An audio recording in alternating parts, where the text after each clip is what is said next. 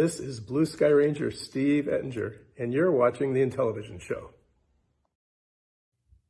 What's going on, guys? Welcome to the Intellivision Show. This is a special show. We had a little bit of a time difference, like 8 hours. And so when that happens, when I have someone on from the UK, much like Ben Jones, I find a weekend day that works. And I do it for now. It's like 12:30 my time, and it's 8:30 in the evening for his. So today we're going to do an interview. We're going to talk about Return to Cloudy Mountain. But first, we're going to have another week of the Astro Smash competition tournament. And the winner of these four is going to win a ROM package. And then we'll put them in the list. We'll show you the rankings right now. And then tomorrow we have 4 more people. So then at the end of the interview, I'm going to switch. I'm going to do a little bit of gameplay. We're going to play Frantic. We're going to play Space Intruders. And we're going to play Return to Cloudy Mountain to close it out. So a little bit shorter today, but it's a special show. And tomorrow will be the full show. So I hope you guys enjoy it. Let's go ahead and bring them on in the order they came. So my first guest is Marbsman, and he does not have video or audio, but he's able to get the game working. And then we have Paul, programmer of Return to Cloudy Mountain. Well, welcome, Paul. Hello. And then we have Dark Underdog, Luke. And we have Michael Hayes. Let me get this to the right way here. All right, it worked. So Michael Hayes, if you guys don't know, Intelab, and a programmer of several Intellivision games and lots of tools. So it's very nice to have 2 programmers on. Are you a programmer, Dark? Oh, I think your mute's on. I wish I was, but I am not. Same. I have a lot of ideas, but I have 0. I can do everything but program. But I'm a good floater, so let me go ahead and say hello. Cyrus was first in chat. I think Tofu was here earlier, but it always kicks off the real early ones, like when I did it yesterday. The viewers will pick up. It's not my normal time, so no one's expecting me to be on.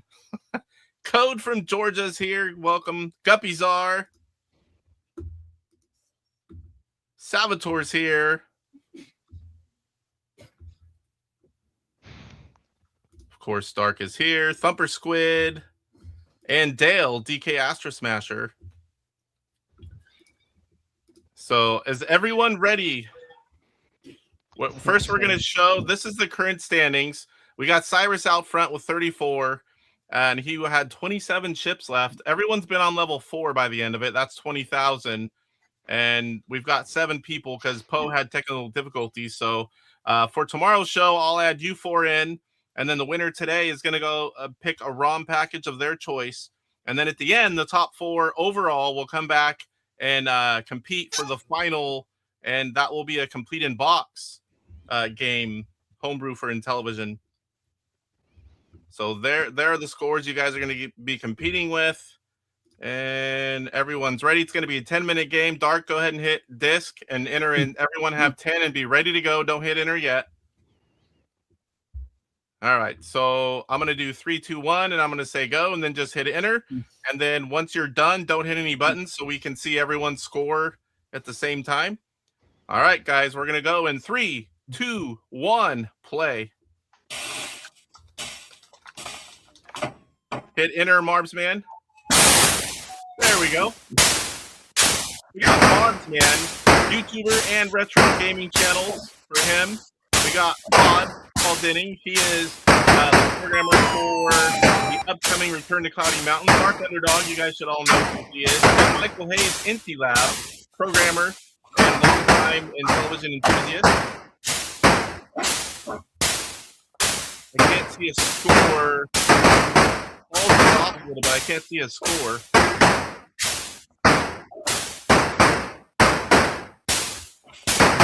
We got Marbsman with 6. I'm gonna have to lower Dark Underdogs.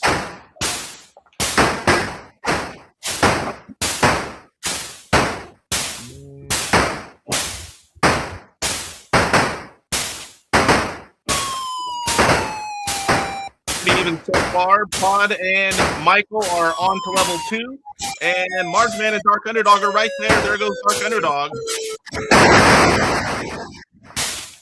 Marsman with a death already has 4 men. Dark Underdog with 5. Michael Hayes has 6, and I'm not able to how many men. It looks like he's zoomed out just a little bit. I don't know if I think that's on his end. I think I can fix that. Who, me? Yeah, I can't see the bottom of your screen. You need to? No, because the score at the end will show in the middle. Yeah, I was gonna. You should be able to see it because aren't you? Anyway. I can see yours, Michael. Okay. I can't see Paul. Oh, okay. One. Hey, Genox, what's going on? I just thought my mic's working. Who's here? Yes, into that in the house as Guppies are. Sean Olsen's here. Good to see you, Sean. Everyone fairly close here. Usually the case in this competition. That's why it's such a great game. You can put a timer on it. Dark Underdog 2,500, Marksman 2385, Michael Hayes 4330. Finally, my first spinner.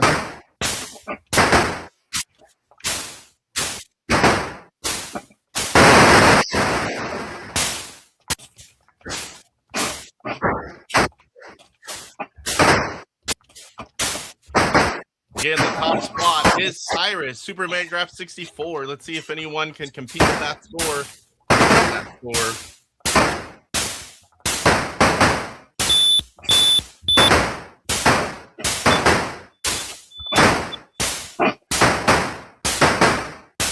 Ten-minute competition. We are about 8 minutes left. We're just 2 minutes in. Level 3 for Paul and Michael Hayes now. Marvsman is getting close at 4,125. Dark Underdog with a death there, down to 3 men.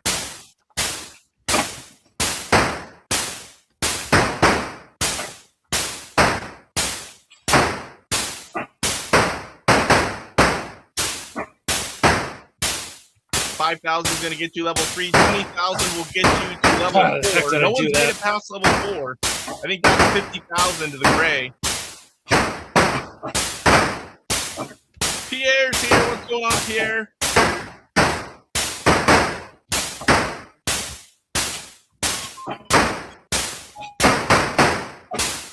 You guys don't already follow Pierre. Diamax Retro Gamer goes live on Mondays and Tuesdays, and sometimes other days.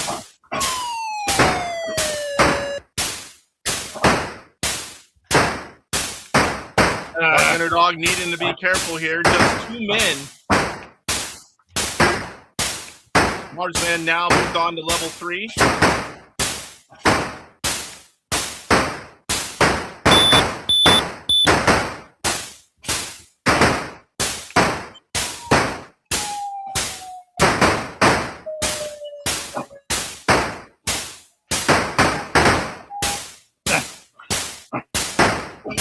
And can't see pod score, but Michael Hayes 13,250, Marksman 8,100,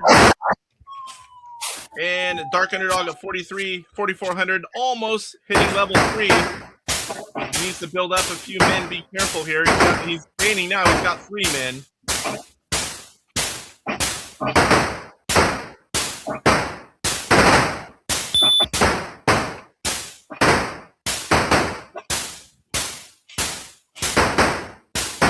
Dark Underdog just hitting level 3, then a pop back. Pod to level 4, which means he just recently hit 20,000. And we are halfway through. We are 5 minutes in, 5 to go.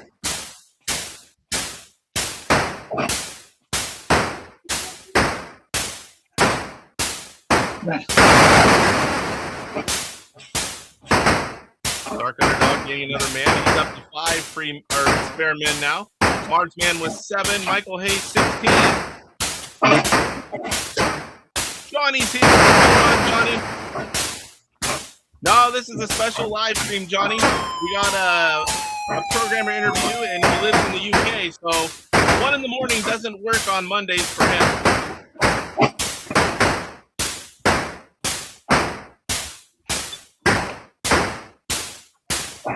Yeah, I only do it once. The last time is when Ben Jones of Play On came on.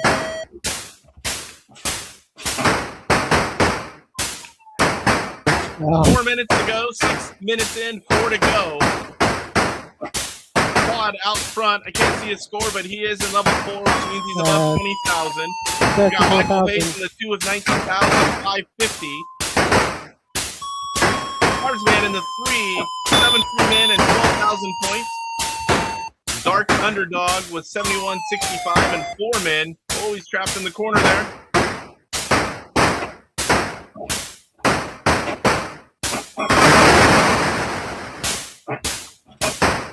Yeah, this is my favorite way to play Astro Smash. Just set a time limit, and whatever the best score is. Phil, Retro, Bliss, Gaming, what's going on? Because I'm getting a migraine watching this.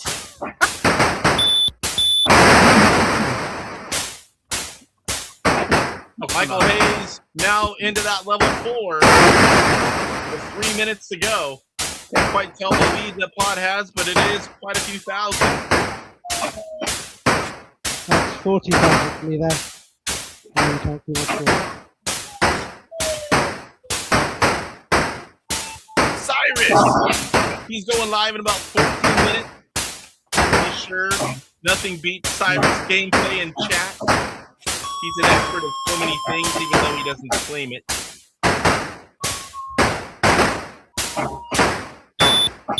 I think I said hi to Saboteur.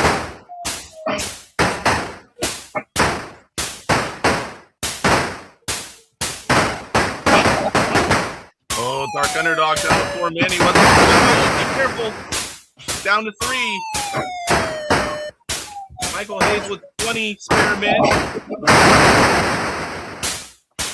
Marsman with 7. Oh, Dark Underdog dropping like flies. 1 spare man. Take it easy right here. 2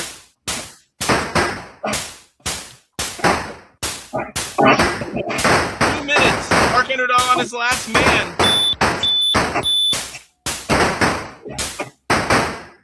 Michael Hayes with 26,500. Marsman 17,000. 9,000 for Dark Underdog. Go.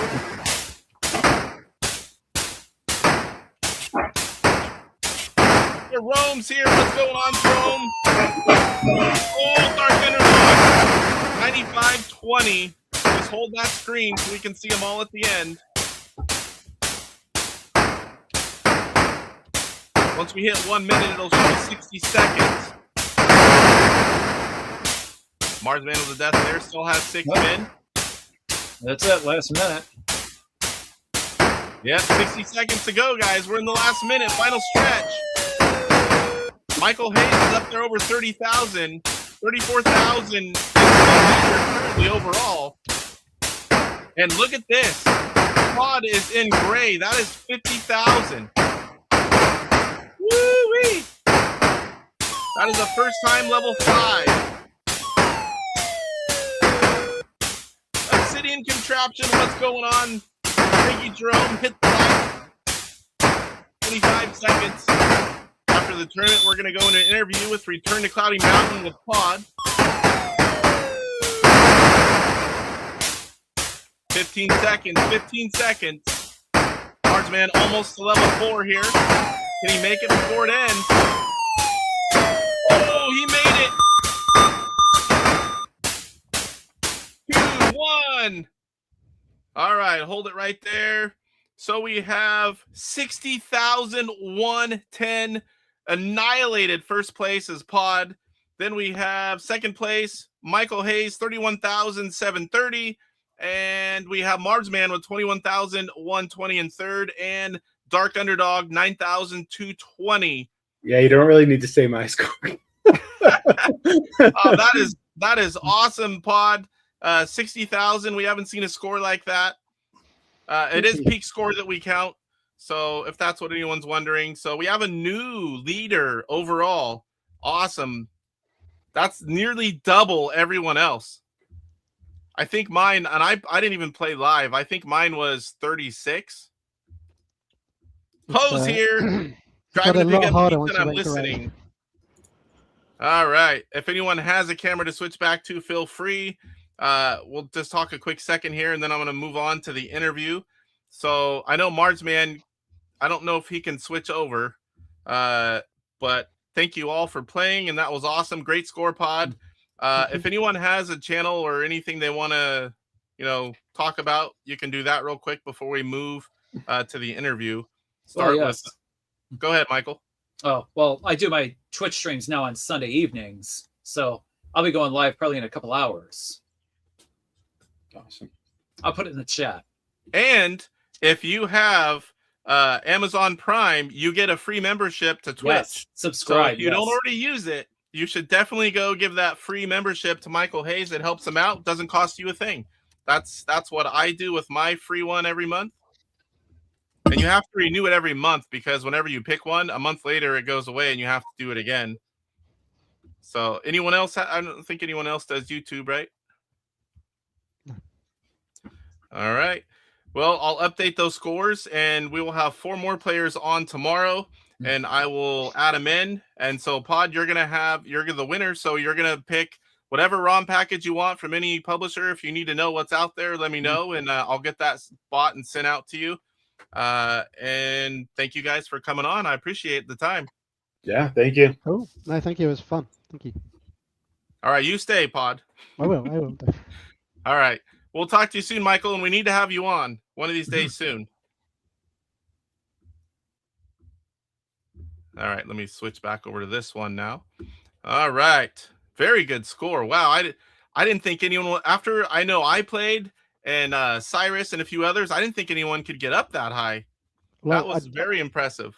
Well, I downloaded it midweek, and I had one go to check that it all worked, and I got 49,000. I missed Gray by about 500 points. So I was like, I think I could probably get there if I get a good run and don't get too many kind of bad kind of multiple things coming at once. And yeah, I was quite happy with that. You only died a couple times, right? It started to happen towards the end. I don't think I died before I got to level 4, and then sometimes you get a few bad patterns, or you just trying to kind of hit an asteroid and you just left, right. So a couple of those, but towards in Grey, I started to get dual spinners kind of coming at the same time, and sometimes and you just can't. You got to hyperspace and hope. If you can't reach them, I always hyperspace and hope I get lucky. Yeah. But I mean, like my luck with hyperspace is awful. Like I used it about 3 times to avoid smart bombs, and I went about that far, and it was likely to go the other side, but like never right across. It's always like, I'm going to move you this far. It's like, This is Cyrus. He was in the top spot. He's telling you congrats. Thank you. Dropped him to the number 2. That's going to be a tough score to beat. You have to pretty much play perfect to get that high. You're the first one also to hit Gray in level 5. Don't do YouTube. He's too busy rocking high scores. Johnny says, I think that Gray level 5 is about as high as I've ever gotten in this game. I really have to get myself on one of these sprints soon when the Mantis can stop taking them from me. Michael, if you have an account on Retro Achievements, there's an achievement for Astro Smash, reach level 4 without dying. That was one of my first live streams to get all the achievements in one session. That's awesome. I've never done any of those kind of achievement things. I've gotten a fairly high score, but I mean, it's been decades. I can't do it anymore. I have a picture somewhere on the old TV that I still have, and I was 800 and something thousand. That's my record. But I've tried to do that in recent times, and I get a couple 100,000, and that's it. Oh, I got old, isn't it? And I can easily make black every single game, but I mean, not quickly. What original game shall I play tonight? I'm open to suggestions. Talking about the Twitch. Are you talking about original 125? I say you should play the game that is this week's tournament or the game challenge, and then enter your score. I always say that's a good reason to play a game if it's a current tournament somewhere, which I can't think of which one it is. I won't talk about it till tomorrow. But look on the Facebook group, Michael, and play the game that is this week's tournament. All right, so the reason we're here today, the whole reason for this special stream is because Paul is in the UK. He's 8 hours ahead of myself, so he's not going to stay up until 1 a.m. to start an interview. So we are doing a special weekend. I got off work early today so we could do this, and came home, got ready. And so we're going to talk. You've been working on a game Return to Cloudy Mountain. So I've got a few questions lined up for you, and I've got all the notes that you sent me in AtariAge, but just so I can kind of refer to. But we'll go ahead and start, because for most of us, we're not going to know who you are. I had seen the pod name around, but I had no idea you were Paul or anything about you. So without getting into any, gaming or any other, or the game stuff, why don't you tell us a little bit about yourself and your gaming history, like consoles you had as a kid, or, what kind of games you liked and that kind of stuff. Yeah, well, as you said, I'm from the UK. I grew up in a town called Southampton, which is in the south of the UK. And my dad was a gamer before me. So growing up, I always had kind of games around. My earliest memories are my dad showing me BBC games and Intellivision games. I can't remember which one came first, but he showed me Intellivision at a friend's house of his, and they had one each. So he was playing on his friend's one. I think he was playing some submarine game. I was too young really to remember it, but as I kind of got a little bit older, he introduced me to Dungeons and Dragons, which was his favorite game. He was super happy kind of that he could do that game without really firing any arrows on harder settings and stuff. So that was his thing. And so I grew up through the Intellivision era, got a Commodore 64 when I was 5, which was like Christmas come early for my birthday. I was like glued to that thing. And I've been into games ever since.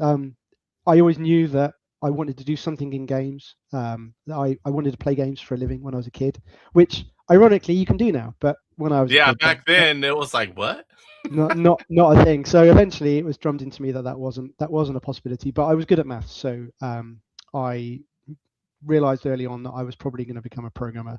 That was my avenue into games, which I did. I went off to university. I studied computer science. I learned how to program and learn a vast array of things that are not really applicable to games, but that's what you do at university. And then went straight in, and I started working at Sony in my early 20s. Worked at Sony for 5 years making football games, and then I joined Rocksteady, and I worked on all 3 Arkham games and in Suicide Squad, which released a couple of years ago. Which football games?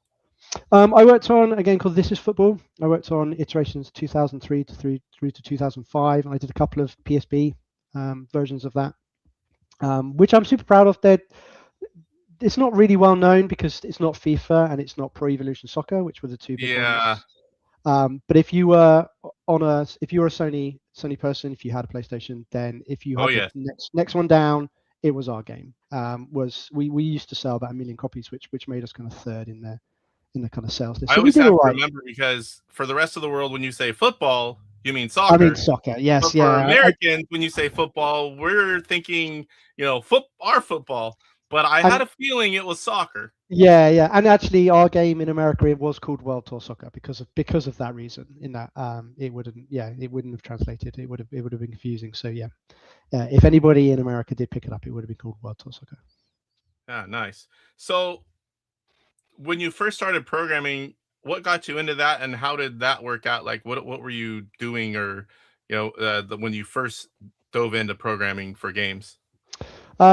Well, I probably did that in my kind of teens. I always kind of would imagine how you would write a game, but I didn't really know how to program at that point.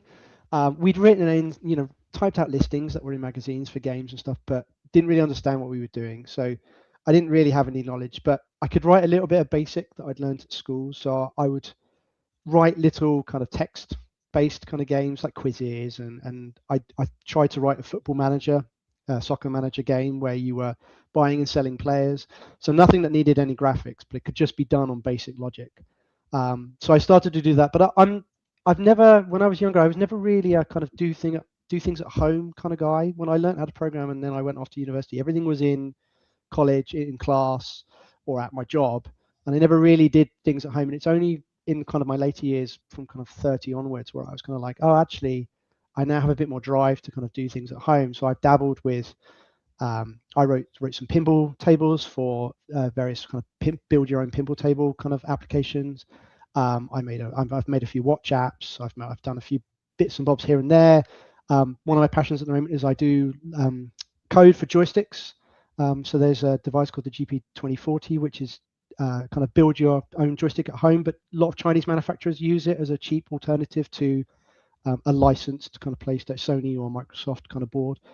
So I've been doing a lot of LED coding for those joysticks, so you can make your joystick look super cool and funky. And yeah, these kind of occupy all my kind of spare time in between, obviously working on this game as well. So speaking of the game, there was someone that was working on a similar project many years ago. Do you want to tell us a little bit about that? And so the people that are aware of that, they're not getting them confused. Because when I would tell people you're going to come on, they're like, "Oh, I've been watching that for years." I'm like, I think it's totally different. So to clear all that up, tell us a little bit about that and how you reached out. And yeah, so I mean, I'm new to the scene. I found out about the sprint in about November, I think, and I had heard about Homebrew for the Intellivision. The first Homebrew that I heard of was the Space Spartans remake by Intellivision, I think. oh yes, and I was like, David Harley. yeah, and I was like, oh well, this is amazing. Like, I had issues with the game as a kid where I felt that there was certain things that it kind of lacked or became unfair later on, and I saw his changes and I thought that's really cool. So when I heard about the sprint, I was like, oh, I wonder how the scene's doing, and I went onto the forums and I saw various things, and I thought, oh, I think I could do that, but not in the way he does, where he kind of essentially edits the existing game. I was like, I could write a game to essentially do the same thing. And I thought, I don't want to do something that's too difficult because there's a real danger that my enthusiasm would wane and that I'd have a half-finished project. But I also wanted something that would excite me and challenge me at the same time. My favorite game was Treasure of Time, but there's no way I think that I was going to have the enthusiasm to be able to kind of do all of that kind of 3D graphics and stuff. So I thought, I do really like kind of Cloudy Mountain. It was my dad's favorite game. I thought actually that's probably a good middle ground where it's challenging enough in terms of like the logic to kind of build the game, and short enough, I think, that I would be able to get it finished. And then if I still have enthusiasm, then to build upon it, which I do. So first things first, I didn't want to step on anybody's toes, because obviously I have seen that there are other games that have had the upgrade treatment. So I went on the forums and I had a look, and I found this other game, as you mentioned, and it does seem to have been a number of years ago and seemed to have been kind of on hiatus. So let's play it safe, make a new thread and say, look, I'm thinking about doing this. I don't want to step on anybody's toes. Is this still going on? And the guy who was writing it reached out and said, no, I shelved it. I kind of started it and I didn't get too far with it, but I got some way into it. If you want to do your own, please be my guest. If you want me to help out, and he was super helpful. He's like, I can send you the code. I can send you nice.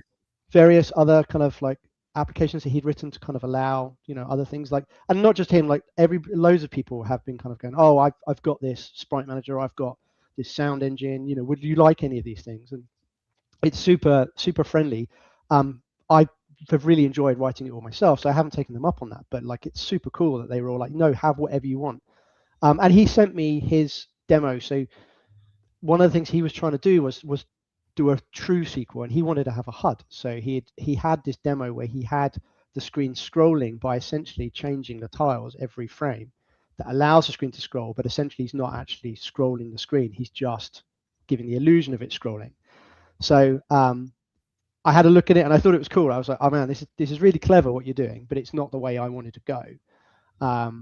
So yeah, no, I totally played it safe, but he was happy for me to kind of go off and do my own thing. So I was like, that's good. So what you kind of answered the next one. I was gonna ask you if it's safe to assume that Cloudy Mountain was one of your favorite games, but you said it was your father's one of his favorite games, and obviously you like it as well, or you wouldn't be spending time with it. But yeah, I would say it's probably my second favorite game on the system for sure. It was one of my favorites as a kid. I think a lot of people, it's in their top 5. It's a game that is so well known. It was one of the, it came out at a fairly decent time. Everyone had it, loved it. I mean, to be honest, it was kind of scary when you were a little kid. That, that whenever you'd run after you, it was like, and you'd panic, whenever you see running after you. But I think it was a good choice because so many people can relate to that game. Yeah, the other ones are more complicated, but you have a smaller group that, have history and nostalgia for that game. Whereas Cloudy Mountain, Advanced Dungeons and Dragons, almost everybody played and loved that one. And they're not really the same thing, but man, I still have fun playing it to this day. So did you kind of talked about this a little bit too, but forgive me because I know nothing about programming, and I am quite good with math, but no programming. The most thing I ever did was whenever you do like the 10, and you make your name come up on the screen with 10 and then 20, and that is absolutely the most I've ever done. So are you writing all this from scratch? Did you have source code? Or are you doing some kind of hack thing? No, Explain the process of what you're doing for us. So yeah, no, it's all done from scratch. So the first things first, I went and got NanoChess's book, the first one. I just got the ebook of that. I blatted through that in like a day. Like Basic. Yeah. Sorry, that's right. Yeah, Basic. Just reading that on the train. So I just read it on my train journey quickly to and from kind of work. So I kind of had the basics down. And then I just thought, right, where's the easiest place to start? So I was like, right, the overworld is a static screen. I just need to get some graphics on screen. So I, just start and then just build it from there, because what I want to do is essentially build a 1.5 upgrade to the game, but I want to keep the core of the game the same.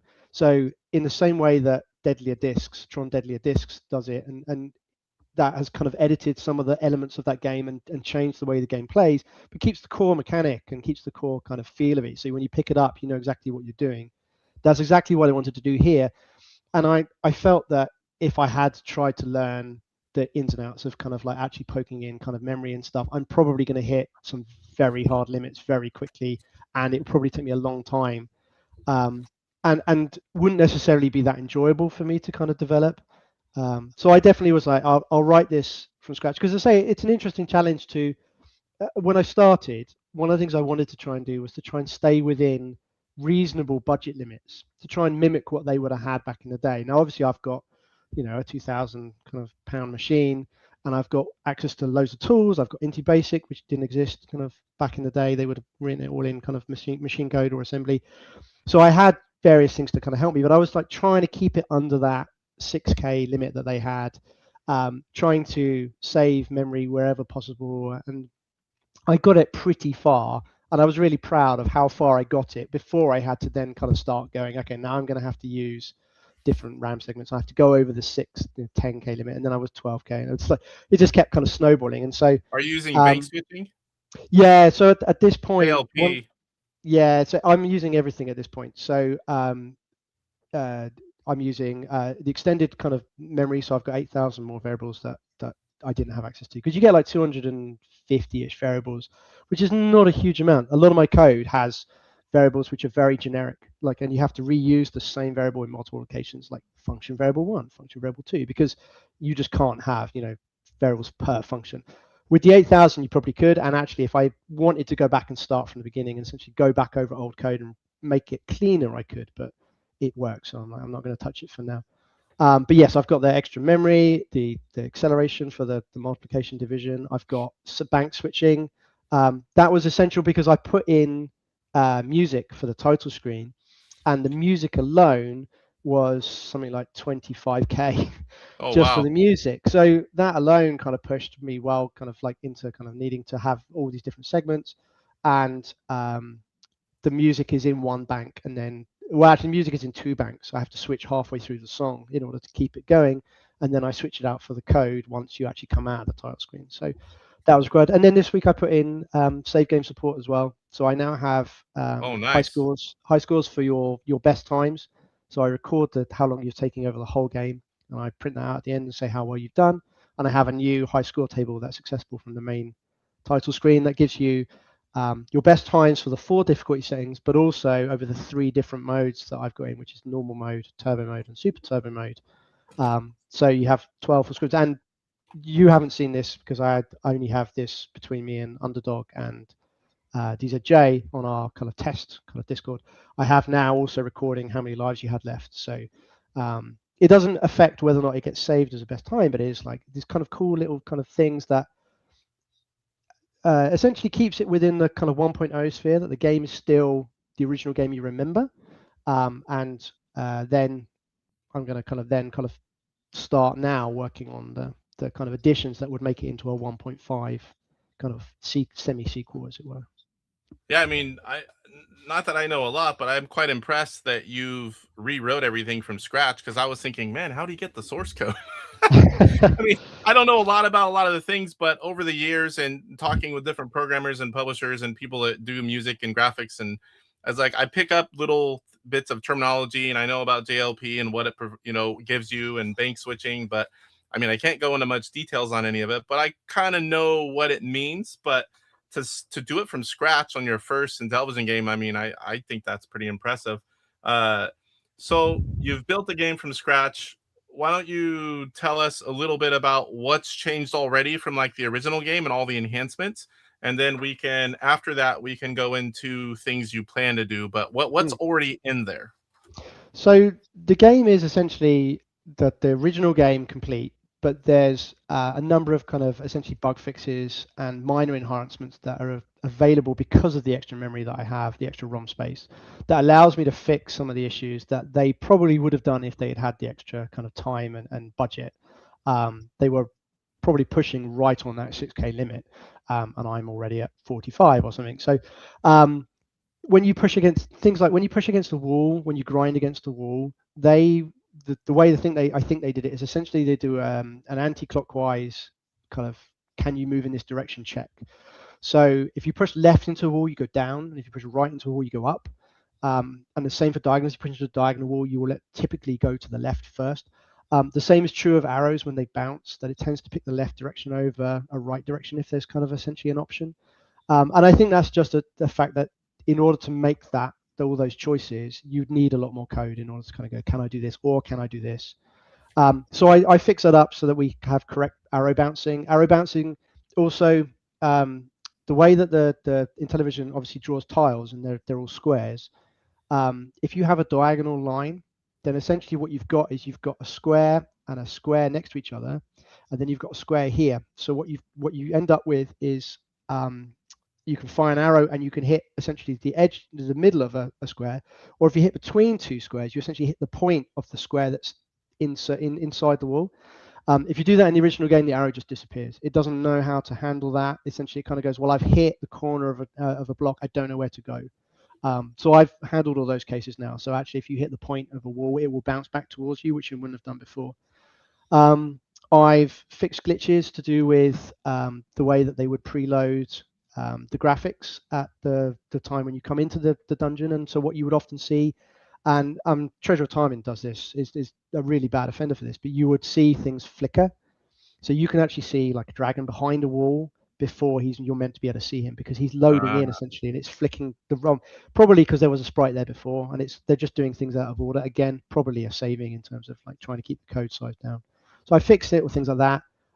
There's a bug in the original where if an enemy's coming on the screen, sometimes it will duplicate, so you can end up with two spiders chasing you, which you obviously shouldn't have. So little things like that. And then the bigger changes I've made, because I have more memory, I keep a record of every dungeon that you've been in now, rather than just the last 4. So Turning gold color.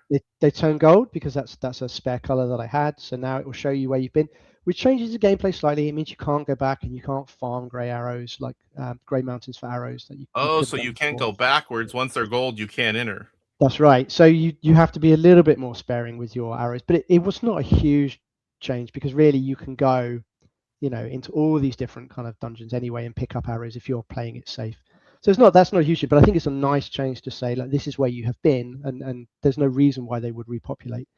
And then the big changes I've made is I've added a turbo mode and a super turbo mode, because the original game runs at a 15 hertz update, so it needs 4 frames to do its full game. And I managed to get pretty much most of the game done within 2 frames. So I'm like, I've got spare time here. What should I do? So I'm like, well, if I just take one of those frames away and update every 3 frames, I get, again, it's 50% faster, 30% faster, 33% faster. So I'm like, okay, well, now I've got a turbo mode. I was like, I wonder what happens if I take off that other frame as well. Now I'm running just 2 frames. And it's fast. Now I've got super turbo mode. And that was really cool. I was like, this is really good fun. And so much so that Luke, who you had on for the Astro Smash competition, him and I both now find normal mode excruciatingly slow, in that it's very, very slow compared to what we've been playing and hammering through. And we've been doing a load of testing on that, because the early fast one here.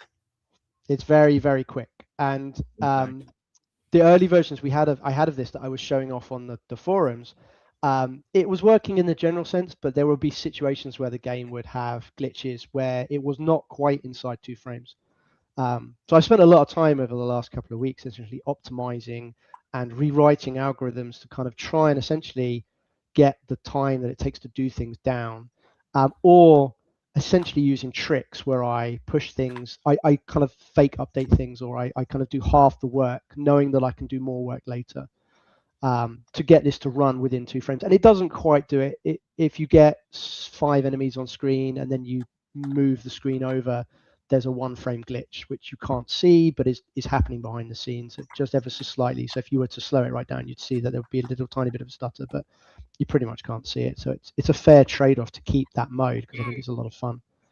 And it's really smooth. I mean, that's another thing that needs to be talked about. And I plan to later show a little bit of the original game and then transfer over and play this one to show it plays really smooth. Yeah, and I think that's also because of the way that they were. So I don't know how much you know about the Intellivision, and I've learned all this. So like, don't think I'm kind of like a master on this. DZJ's been kind of filling me in on a lot of this. But the original game has the exec ROM, which is essentially like an operating system that the original they do that to save memory, but it runs slower and you can't do everything. I know of that, but I don't know how they work. Yeah, and I don't really know how it works, but I know that they use that. You know, they're doing that every 4. You know, that 15 hertz. They're interfacing with that, but because they're doing, I don't know, because of the way that is just not as fast. Things like controller being read or just being processed is not as snappy. So yeah, there's definitely a feeling of smoothness with my version that their version doesn't have. But again, I had access to way more memory, and I was able to do things that they would never have been able to do. So I mean, what they did in 1981 was phenomenal, and like it was groundbreaking at the time, I think. But yeah, no, I've obviously got a bit of an advantage doing it now. Yeah, the tools and the fact that it's the same console since then, and all the things, and like JLP, I think you can go up to 1 megabyte is the cartridge limitation now. So I mean, and there are a few games that push those limits, and they had to be reduced. So it's pretty crazy to think that they used to, some of them 2 and 4K. Some of the early games, and then now we're writing games, and you're not trying to keep it small. When you have endless memory, you don't worry about things, so you just keep going. Do they call that? I don't know if it's called bloated software, but whenever you just keep writing and you don't try to do things to keep it compact because you have endless space. Yeah, no, that's true. I mean, Twitter X, social media will say every game written these days is bloated software. I mean, they don't really know. I don't want to say that they're uninformed. Some games obviously are less than optimal, but there is so much work that goes on behind the scenes. If you've ever worked in a professional development studio, the amount of work that goes on at all times to like by engine teams to keep frame rates in check and keep things optimal and stuff. Like the games are so complicated these days. Like if you're writing a whole team, a professional game, they are so complicated. You can't not be doing that all the time because the game will just get away from you, and you can't even write a game.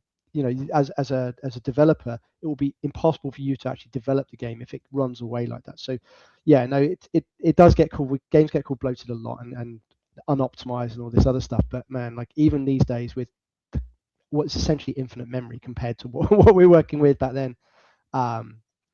Which one of the developers once at my old studio said, he said when we moved on to Xbox One, I think he was like, "We've got infinite memory," and we used that up. We used that up within about 6 months. So it's always endless for a little while when it's new. Yes. Yeah, like my phone, I always buy the biggest memory iPhone, and when I first got the terabyte phone, I'm like, man, I'm never gonna use all this.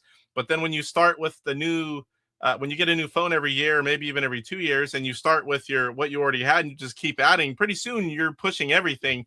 Now I need the 2 terabyte phone, but the problem is that thing's $2,000 plus taxes. I'm like, man, memory's so expensive. Yeah, games get bigger, your camera gets a higher resolution. So video.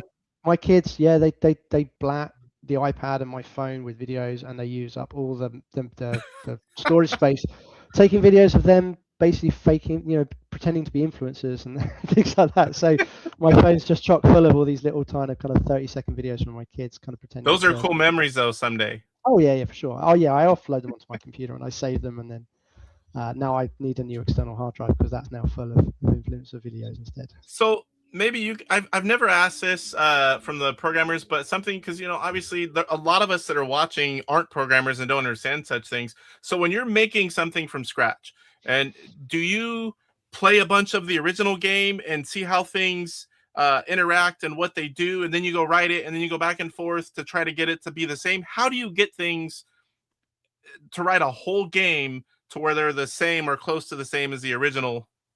I mean, that is essentially what I did here. I mean, I know the game reasonably well from my childhood, and I've played it over the years. Every now and then I'll fire it up on emulator. But essentially, when I'm really deep diving, when I'm writing it, I will write a section and I will go back and I'll test it against the original, and I'll see how the original did it. And obviously, if I'm trying to make it accurate, then yes, I'm hammering the original and saying, okay, what happens if I do this? And it's funny because sometimes I implement things on my one and I think, oh, that kind of has this weird interaction if I do this. And like a good example, an easy example is the controller, right? The controller, because of the way it's a matrix, you can't use the buttons and the disk at the same time. Yeah. So you can do run and gun, but on the single controller you can't do that. And so I was trying to see, what happens if I do press multiple buttons on my keyboard and see what happens in my game.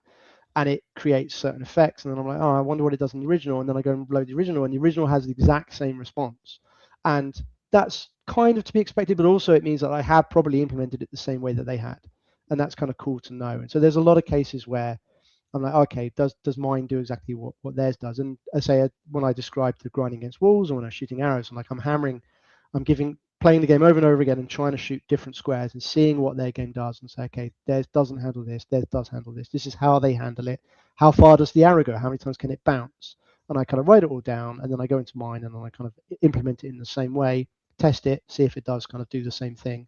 And you just build it up in small blocks, really. Like it's a bit like kind of building a Lego figure. You start with something that's quite easy, put a few bits together. Go, does that look kind of right? Okay, that's cool. Put that to the side, work on, if you building like a creature, build the next leg. And I like, this is the way I do it. Start with something simple, the overworld. It's quite easy to get that up and running, and then move on to something else and just pick something that kind of interests you. So, but also you're kind of governed at times by what's necessary. So dungeon building was kind of early on one of the things I had to do, which is quite handy because the good thing about rewriting again that's that old is that a lot of people have kind of deep dived on these things already, and there was already a page where it went into exactly how the dungeons were built and how they were laid out, and I'm like, okay, well, I don't even have to kind of work that out. I can just follow their guide. Yeah, good research material to rewrite it.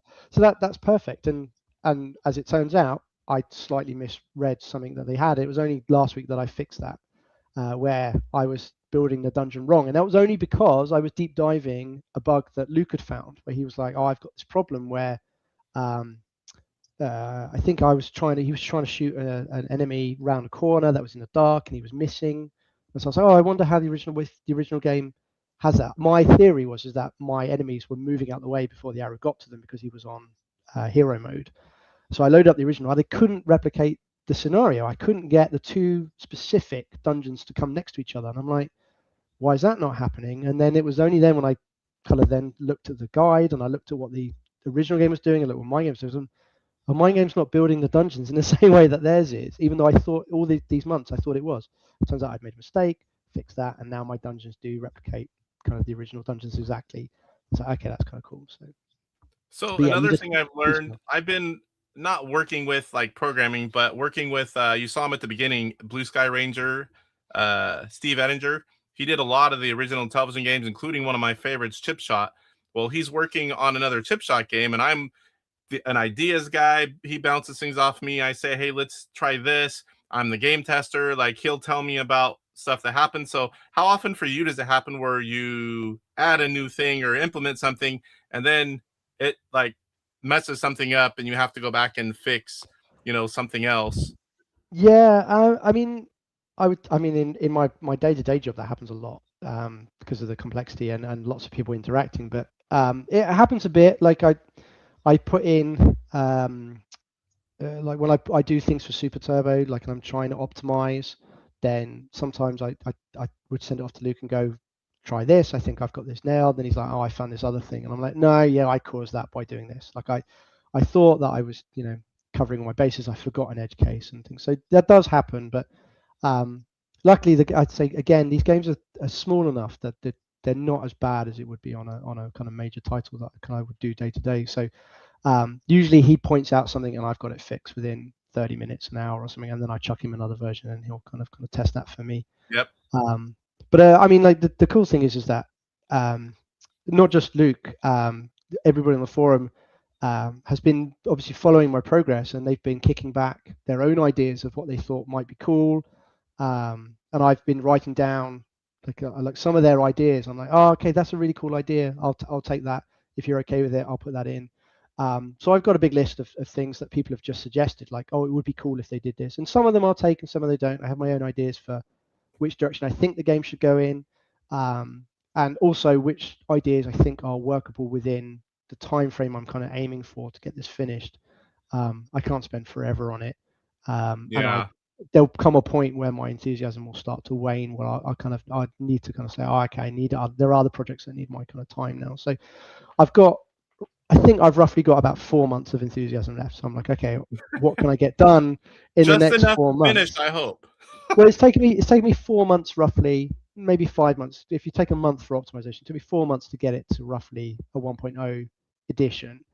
And then my plan is then to spend another 4 months to get it. And that's my next question. But do you know who Deckel is? No. Deckel is one of the most brilliant minds that we have in the Intellivision community. He's done all kinds of things, and he doesn't usually pop in because when I go, he's somewhere over that way like you, and it's like the middle of the night for him. So it's great to see you, Deckel. Yeah, the stuff that guy can do, whew, I can't even begin to at least programming. I can he does stuff with hardware and I can't even talk about it. I'd love to have him on the show sometime. But if he ever does, it'll be on the weekend, like what we're doing right now.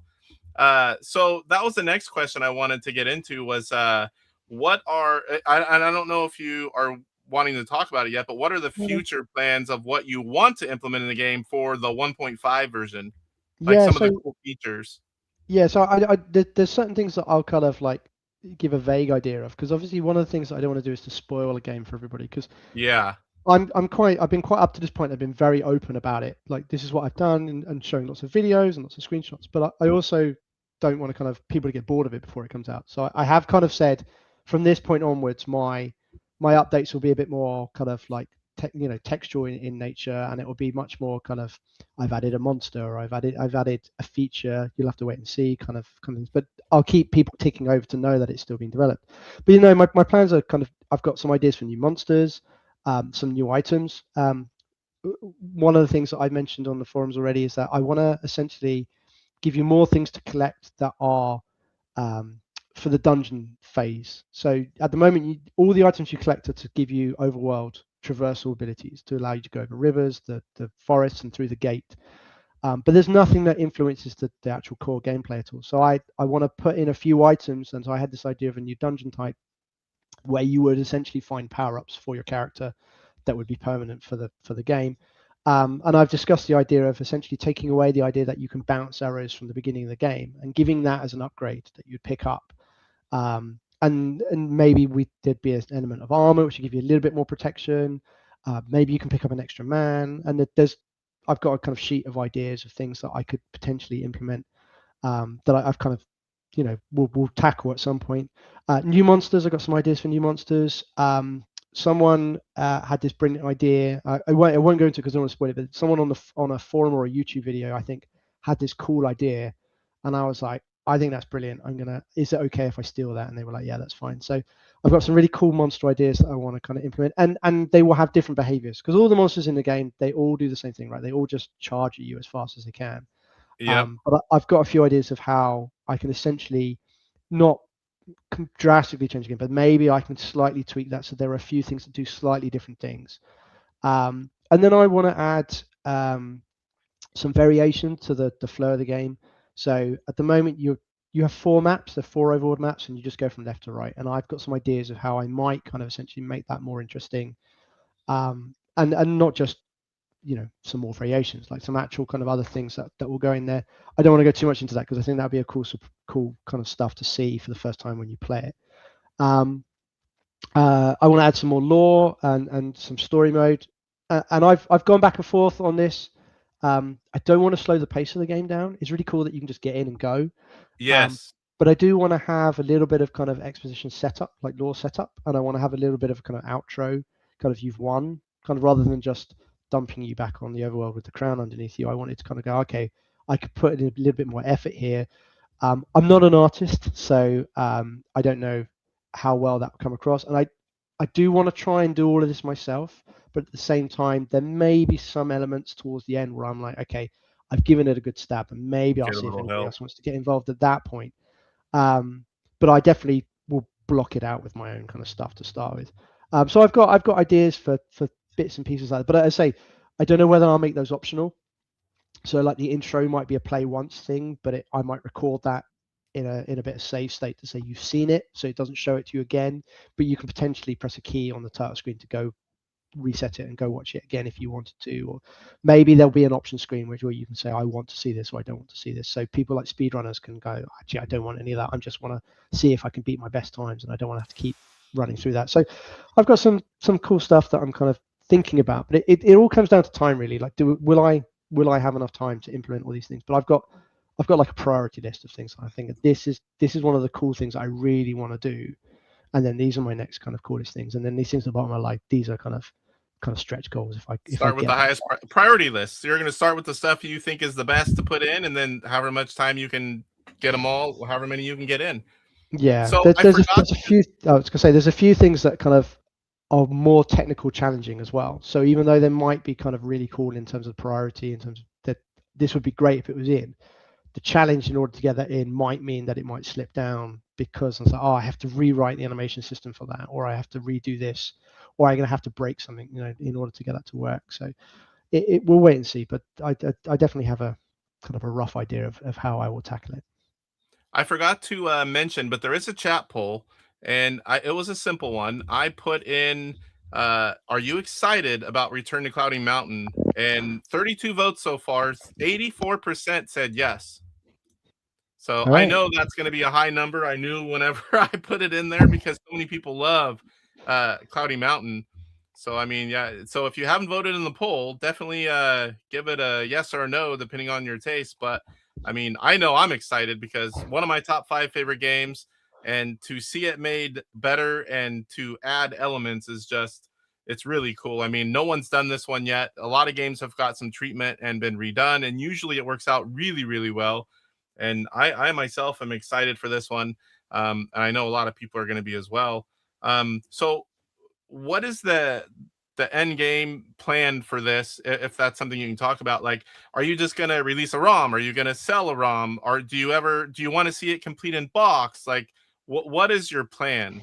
So at the moment, there's a few hoops I have to jump through in order to do that. Obviously, I'm a professional developer, so I have to kind of work out how that happens. I would love to at least release the ROM at some point. I think I'd probably charge like $5 for it. Like I'm not in this for the money. This is just for fun. I would love to, obviously, like part of me was like, I'd love to see it on a shelf. Like I'd like if there was the option of a complete inbox and have that on a shelf to say, look, I did this thing, especially if I managed to do it all by myself. That this is a game, because I started in the PlayStation 2 area as a programmer. So my smallest team I ever worked with was like 20 people. So I've never written a game just by myself that's kind of ever been released. So that would be kind of cool to have on a shelf.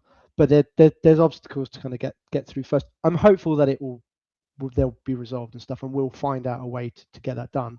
But no, that I would love to get it to that point. I had a publisher reach out to me when I started saying that obviously it's early days, but if you're thinking about publishing this at some point, give us a shout. So I've had interest from people who are like, give us a call when you get nearer the end. So I'll see where I am in 4 months. I'll see what my kind of situation is, and then I will kind of work out how I'm going to deal with it. But it will come out in some form, I'm sure, and it would be a crime. I think I would be devastated if I'd spent all that time on it and then I couldn't. All that time and effort, yeah. So we'll see. I have had people ask me for source code. That's probably the one thing that I probably wouldn't give away. Yeah, I wouldn't do that. Usually that's not given out. Because the trouble is once you do that, people can run with what you've got and then do their own versions and stuff. And I'm not keen on that. But I have said to people that if anybody has any questions on how I implemented features, or they want just small snippets, like they're like, oh, how did you do this? Or how did you do this? I'm more than happy to either kind of give snippets of the code or give some pseudocode for how that was kind of done, or just to explain my process. I'm happy to do that. Yeah, please feel free to reach out either on the forum in the big thread. You can DM me as well, and on any of the videos that I've posted on my YouTube channel of the progress and stuff. Please feel free. Like I'll talk about it. I love talking about my own games, so please. This is a good one here, and this can go either way, because I know all the publishers, all the people that do the boxes, all the people who do overlays, manuals. There's people that are experts in each one of those. So if you ever do something on your own and you don't go to the publisher, I can put you with any of the right people that do those things for a lot of the homebrews. And if you go with a publisher, that's a partnership. One thing that I recommend is a lot of times, the programmer can keep the ROM rights where you can sell it and release it and how you want, and they just get the physical rights. I highly recommend that because some of the publishers won't release the ROM, but the Sprint has kind of been changing that. But I don't think I would. I mean, I'd say it. I would love to have a complete in-box version of it, but I would I would want there to be a ROM. My favorite game as a kid, actually, on the Commodore 64 was Ghostbusters, and I came into the scene in like November when I heard about the Sprint, and I saw, oh my god, you've got this amazing version of Ghostbusters on the system. It's a good one. And I mean, I don't have an Intellivision anyway, so I can't even go and pay silly eBay prices to get it. Like, there's just no way for me to play that. And for all intents and purposes, reading the forums, it looks like there may never be a way for me to play that, and that's supposed to come out with in a ROM form eventually. I think either this year or next. I'll be there day one. I'll be like, pay. So like that's cool. So I as a end user, I was like, oh, that's a real shame. So I totally would be like, yeah, no, if I'm going to release this, I would want people to be able to play it. I got into this whole scene because of the Sprint coming out. So I would want people to be able to play on the Sprint. So we'll see. I mean, let's say this is 4 months down the line. We'll see what's available at the time. We'll see what the market's like in terms of and who's happy to kind of work on it. And fingers crossed, everybody will be happy. But wait and see, I guess. Yeah, collectors want the box. Plus, it's just cool to have your game how it would come out, in the original days and complete in box like. All of these behind me and behind me where you can't see, these are all Intellivision homebrews, every single one that's ever been released. And I'm a fan of that, but a lot of people don't have the extra money. They don't have the extra space because when you've been buying games for the same console for 40, 50 years, eventually you run out of space. So a lot of people, especially with the Sprint, they're interested in ROMs. They want to play the games, they want to enjoy them, but they can't collect everything that comes out. And it's nice to see that the Sprint has been changing that because we get a lot of ROMs now where we didn't before.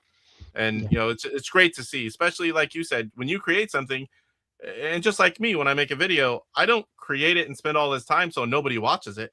I want people to watch it, get information, learn things. You want people to play your game because you made it and it's fun.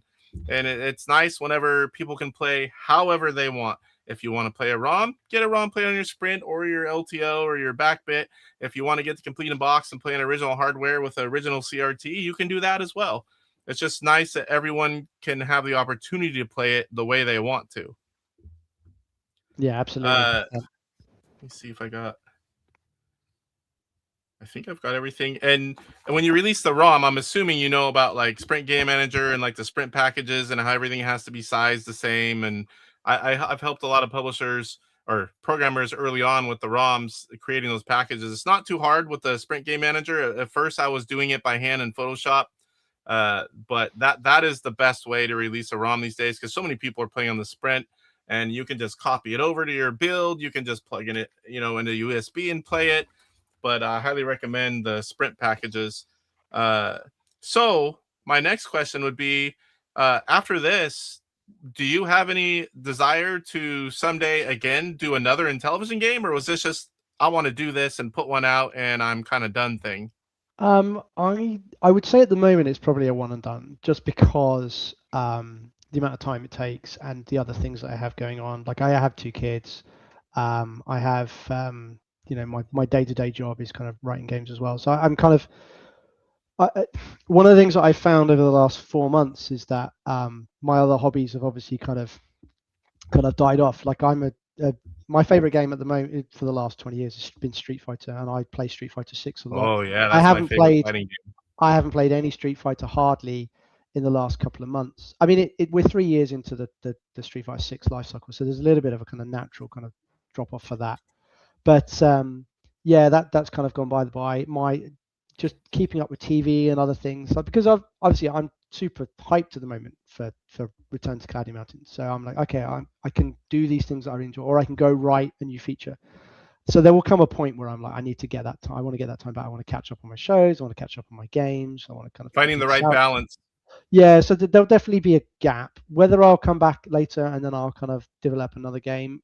Obviously, this is a remake of a game.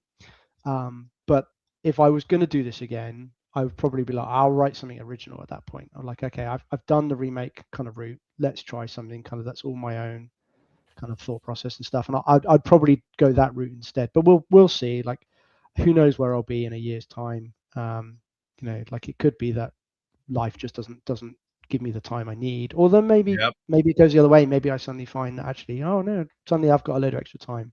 So like maybe I'll start that project now. So we'll see. Original games are pretty cool when you have a totally original idea and you know what you're doing and you can implement it well.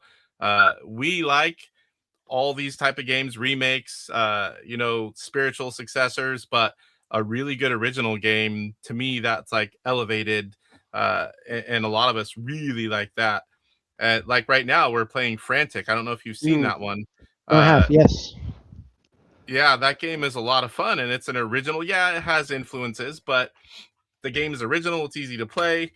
Everyone's playing it right now. We have Space Intruders, which, while the gameplay is like other games, it's not like any other game of its type, and it's a lot of fun as well. So it's really nice to see fresh programmers putting out ideas, and also like these remakes.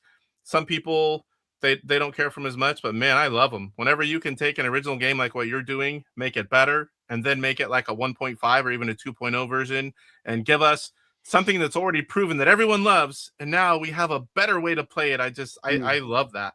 Obviously, I wouldn't want like 3 or 4 of them of the same game, but whenever it hasn't been done yet, and it's by someone who is dedicated and knows what they're doing and does all the right things, it's something that everyone should have an experience.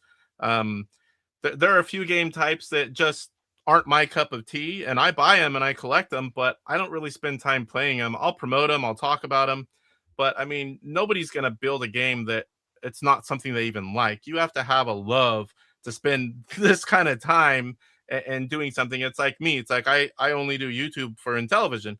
I have everything from the first Pongs to Odyssey and all the way to all the new stuff. But there's only so much time in the day. I'm older, but my kids are 10 and 13. I do RC racing. I work overtime to pay for all this stuff behind me. I have to find a good balance of all of it. And otherwise things just get left behind. But I think you kind of do the same thing, but it with programming instead of YouTube. And, it's just fun. If you can find the time to do another original game and just do it little by little, or however you can find the time, that'd be awesome. It seems like you really got a good head, and to be able to just recreate the game and good ideas, and it's really cool so far. And I look forward to seeing how this ends up. And like I said, I hope at the very least you find time to finish it and then complete in box, whether it be on your own or with a partner. Us collectors, the collector in me would love to have that. And like I said, if there's ever anything, or you need all the different players so you can reach out to all of them. It's like I pretty much know everyone. I'm involved with a lot of them. I do a lot of game testing. Have you ever been to PRGE? No, I'd say I only heard about, because I'm new to scene. I heard about that. Yeah, you're far away. Sprint came out, so I saw some of your videos and some of the other community member videos of playing the sprint at the last one, and that's all super cool. But I mean, yeah, it's a long way for me to go. But Especially we do get quite a few people from overseas, but that's a big trip for you guys to come all that way for a show. But I always ask because, man, is it a great experience if you're into retro gaming? Because you guys don't have a whole lot of shows over there, right? Like large scale. I've never been to any, but we do have a I kind know of of one. more modern kind of stuff. We have Eurogamer, which is a big gaming website, has their kind of expo. I've been to some of those, and I through work and stuff I've been to a few bits and pieces. But no, I've never been to any retro shows. We have retro markets and other stuff like that that some of my friends have been to, but doesn't sound like it's quite on the same scale. No, and it's something I think I'd really. There's a load of stuff in the States that I would love to do. Like, I'm a Star Wars nerd, and I'd love to go to Galaxy's Edge and stuff. But when you've got a family, you kind of have to take them all with you, and then you're looking at thousands and thousands of pounds to do those kind of things. Yes. I can't just disappear off and leave my family here and like, I'm just going to go for 2 weeks. That's not really how we do how my family works. So no, if I ever get the chance, and I say it's not just that. I'd love to go to Evo like one day and go and watch the Street Fighter 6 championships and stuff that they hold every year. I'd love to do that. But it's just, maybe when my kids have grown up and have moved out, then maybe that would be an option then. I'll have a bit more kind of disposable income, and then I can kind of start taking these crazy trips. And more time on your own. Yeah, that's true. I mean, like my youngest, she's a bit of a handful. So like at the moment, like there wouldn't be an opportunity for that. But I say if she's older and she's moved out, then maybe there'll be hope for that. So I started late. I don't even know what I'm gonna do whenever they move out. It's like I'm in my 50s and 10 and 13, so I'm gonna be like 66 by the time they can't be on my insurance. And it's like at that point, it's like I can't even imagine being without them. My wife's like, someday it'll just be us, and she's happy about that. Me, I'm sad. It's like they can stay forever. Well, I'm looking forward to getting the TV back. Like they watch a lot of kids stuff, and I'm like, oh man, this some of it's actually it's not too bad at the moment. My youngest daughter's watching Carmen Sandiego, which is actually kind of cool. But there's been a lot of kind of kids stuff where I'm just like, this is mind numbing, and I wish I had the TV back. But yeah, it's normal.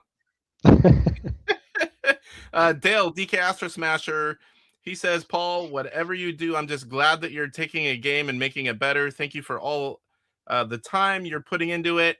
And Dark Underdog said, 10-hour flight. I'll be there this year. He's going to PRGE. And I drive. I'm from Central Valley, California. And that's how long my drive is. 10.5 hours one way. I go every single year. It's just a weekend. But I drive every year. So a lot of the publishers, and they'll send me consoles, send me games, whatever they're selling, and then I drive it because they're coming from all over the world. We have a very large Intellivision booth, a mega booth, and I gladly bring all the stuff, and then I buy all the stuff, and I bring it all home. But it's like my big expenditure for the year is PRGE, and if I lived any farther, I wouldn't be able to do it. But 10 hours I can do in a day. I mean that's an American thing. For like over here, like obviously. Yeah, you don't drive. My island's a lot smaller. We don't drive that far. Like when I go see my folks, they're about 2.5 hours away. My mum's 2.5 hours away, and when I see my mother-in-law, she's about 3 hours away, and that seems like a long time. I get near the end of that drive, and I'm really starting to flag. So when you guys in America are like, oh yeah, I just went for a 10-hour drive, I'm like, I don't know how you do that. We did the year before. We went to the Midwest Gaming Classic, which is all gens, and it's in Milwaukee. That was like 33-hour drive, and so the way I did that is we have a motorhome, and I made a big family trip out of it. We saw family members in other states. We went to a huge water facility and spent 4 days there. We went to the show itself. We saw landmarks, but we did it I think it was 3 weeks, and we drove all over the place. And we did, I think it was 5,000 something miles on that trip. Something like that, which is insane. That's close. That's the second farthest we've ever went. We've done a lot of trips like that. One of them was in a sedan car. That one was interesting. Dark Underdog says my flight is 3 hours, but Paul's World would be 10 hours. I was thinking, how the heck are you 10 hours? I'm like, that's a long flight. Must be a big layover. So whereabouts is PGRE? Is it in East Coast? It's West Coast. Oh, West Coast. United Yeah, States. it's 7 hours, I think, or something. No, is it? No, maybe New York's kind of 7 one way, 5 back. I think for us. So I We think got guys that California's a bit from further. our booth that come from Italy, Germany, all over Canada. Oh boy, where's Electronite? East and West Coast and Central. Thailand. A guy that does a lot of the music. If he comes, he's in Mexico. There's people from all over. It's great to just go for a few days. That's the thing I look forward to the most. I miss my family. I'm a huge family guy, but I have one weekend where I get to go hang out with everyone that thinks just like me from the same era, all talking about nerding out on Intellivision and all the new games. A lot of new games are released there, or new controllers. Like we've got the light gun games that came out last year from 8-Bit Widgets. It's a fun time, and I really, really enjoy it every year. And I do feel a little guilty about being gone, but now my grandson is 7 months old, and my stepdaughter, they live in Northern Oregon, about 30 minutes from PRGE. So now I make it a family trip. We all drive up, we go, I go for the weekend, I come back, and then we go home. I spend a few days there too.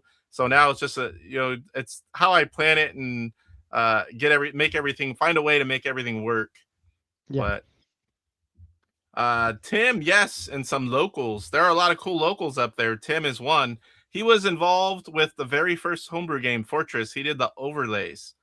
There's so many people that it's cool to meet everyone. Some of these, like for years, would talk just online, and before all this modern stuff, emails and different things, and then you just get to start hanging out with them once a year. For me, it's like, man, I save vacation days for it, save money, work overtime. It's like every year I just love going. It's my one big getaway. So I think we've covered everything. So if people want to reach out, is AtariAge pretty much the way you prefer, or is there anywhere else that if people want to reach out to you, how do they do that? AtariAge is probably the best, because like that's where I have my big thread, and like if you want to talk specifically about the game, or you have ideas, or you want to kind of give feedback on anything that I've shown, then yeah, you can totally kind of jump on there, and I can be DM'd on there as well. I do have a YouTube channel with, like, let's say, clips of my game, and some other random kind of junk that I've kind of done, a bit of retro gaming on there. I have the world record for 1943 in MAME, for instance. Oh, nice. But I love that game, but I couldn't play that well. Well, it's a bit orangey heavy, and there's no auto fire, so it's very hard on the wrist. Like I in order to beat my world record got taken, I had to take it back, and I spent a week essentially trying to take it back, and by the end I had RSI and I had to kind of stop playing.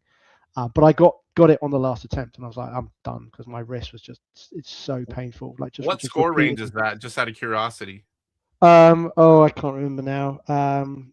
It's like 29 million, 30 million or something it was at that time. The world record for auto fire is held by some in Japan.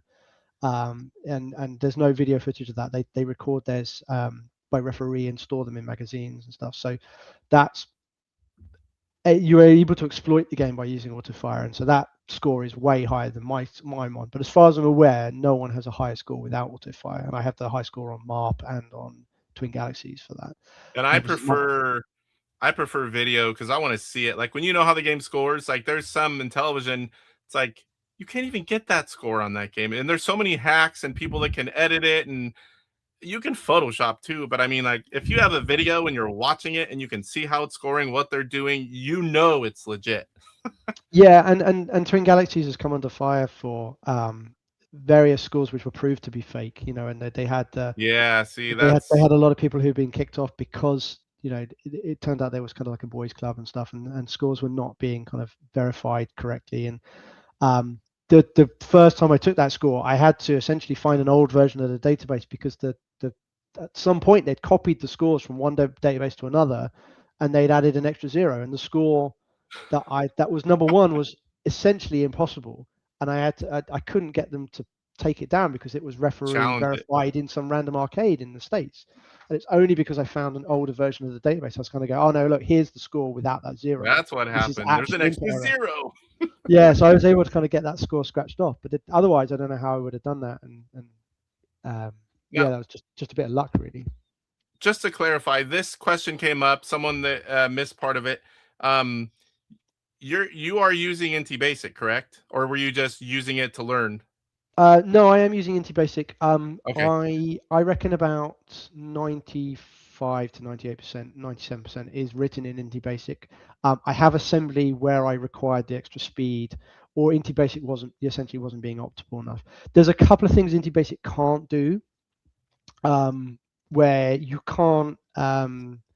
There's certain calls you kind of make to do certain things like put a sprite on the screen, and it does a load of work behind the scenes, and that's like a multi-stage process of things it does. And if you want to actually tweak that afterwards, you can't.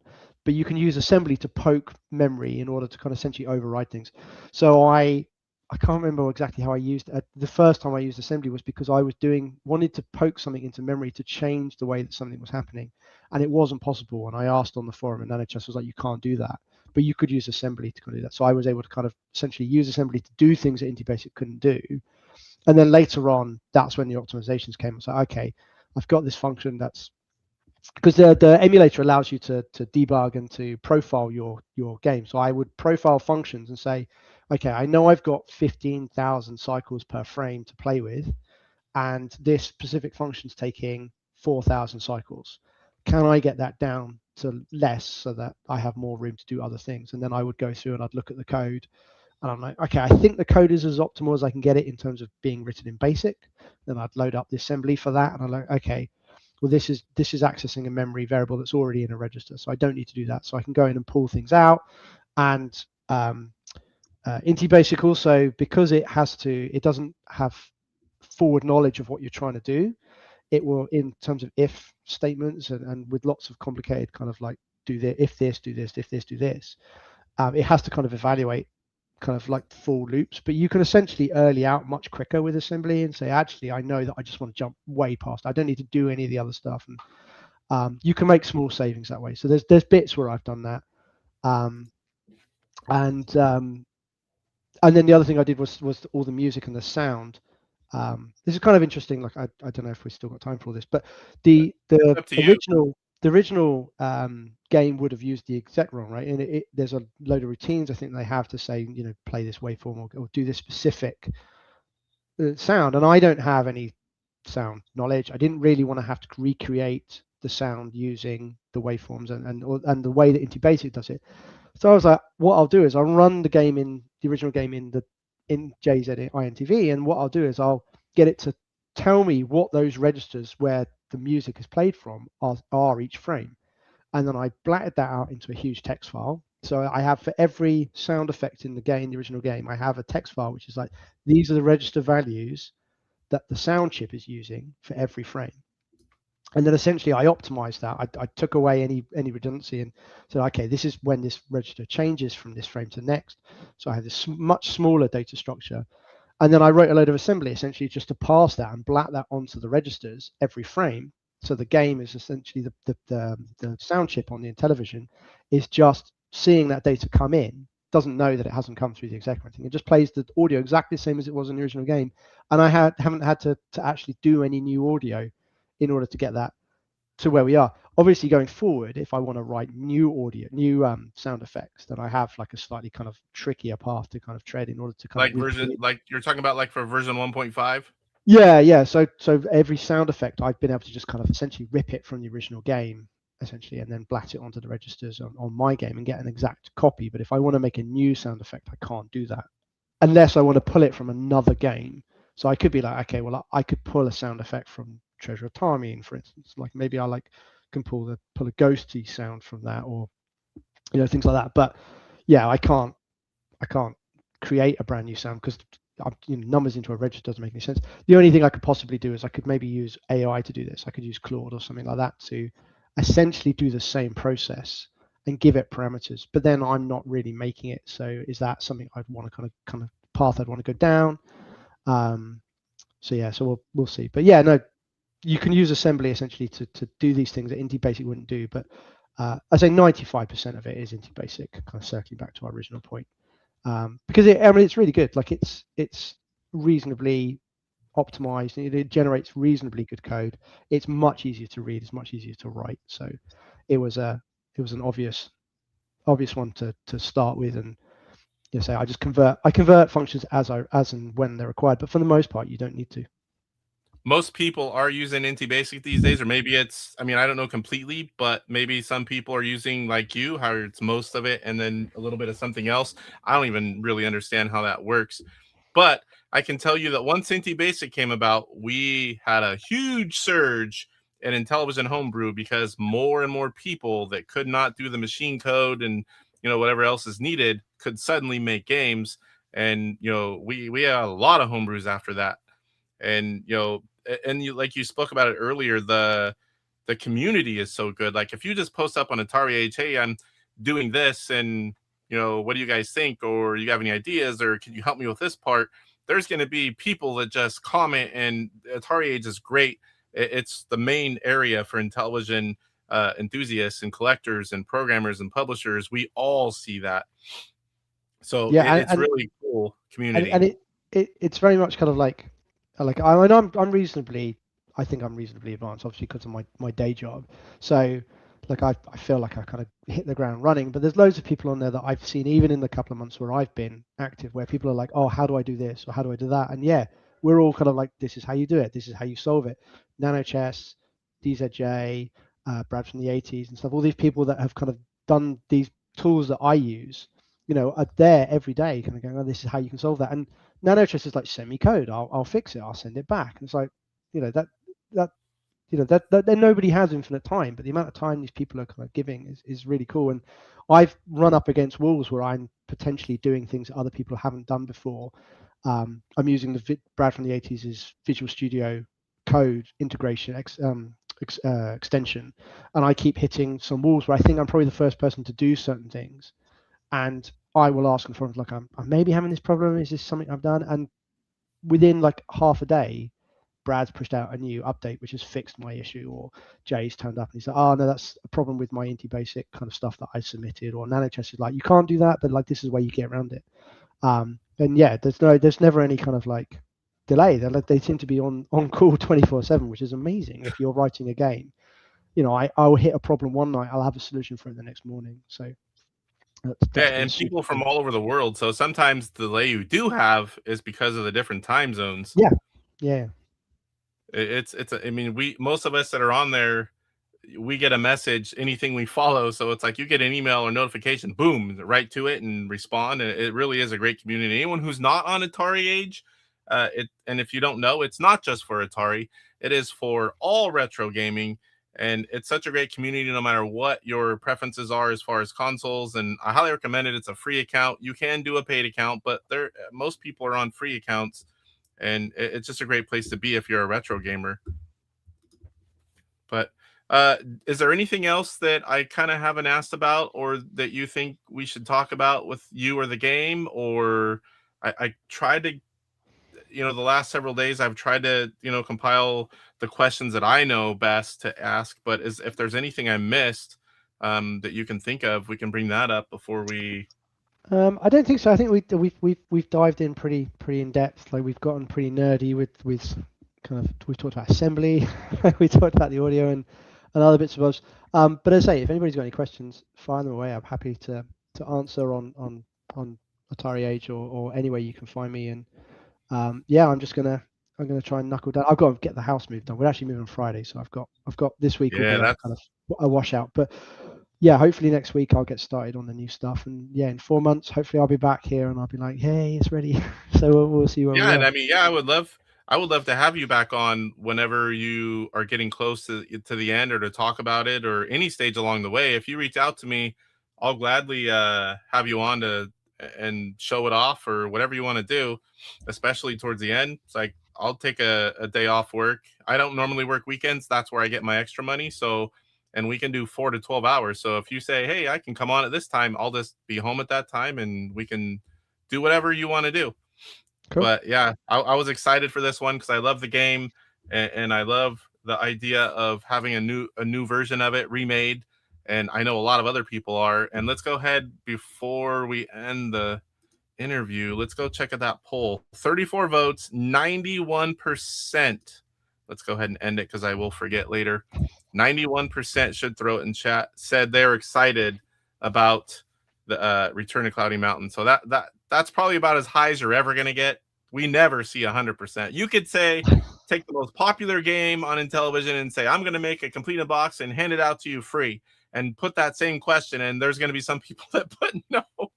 They just may not like that type of game, but that is a pretty high percentage, probably one of the highest I've seen for anything that I've done.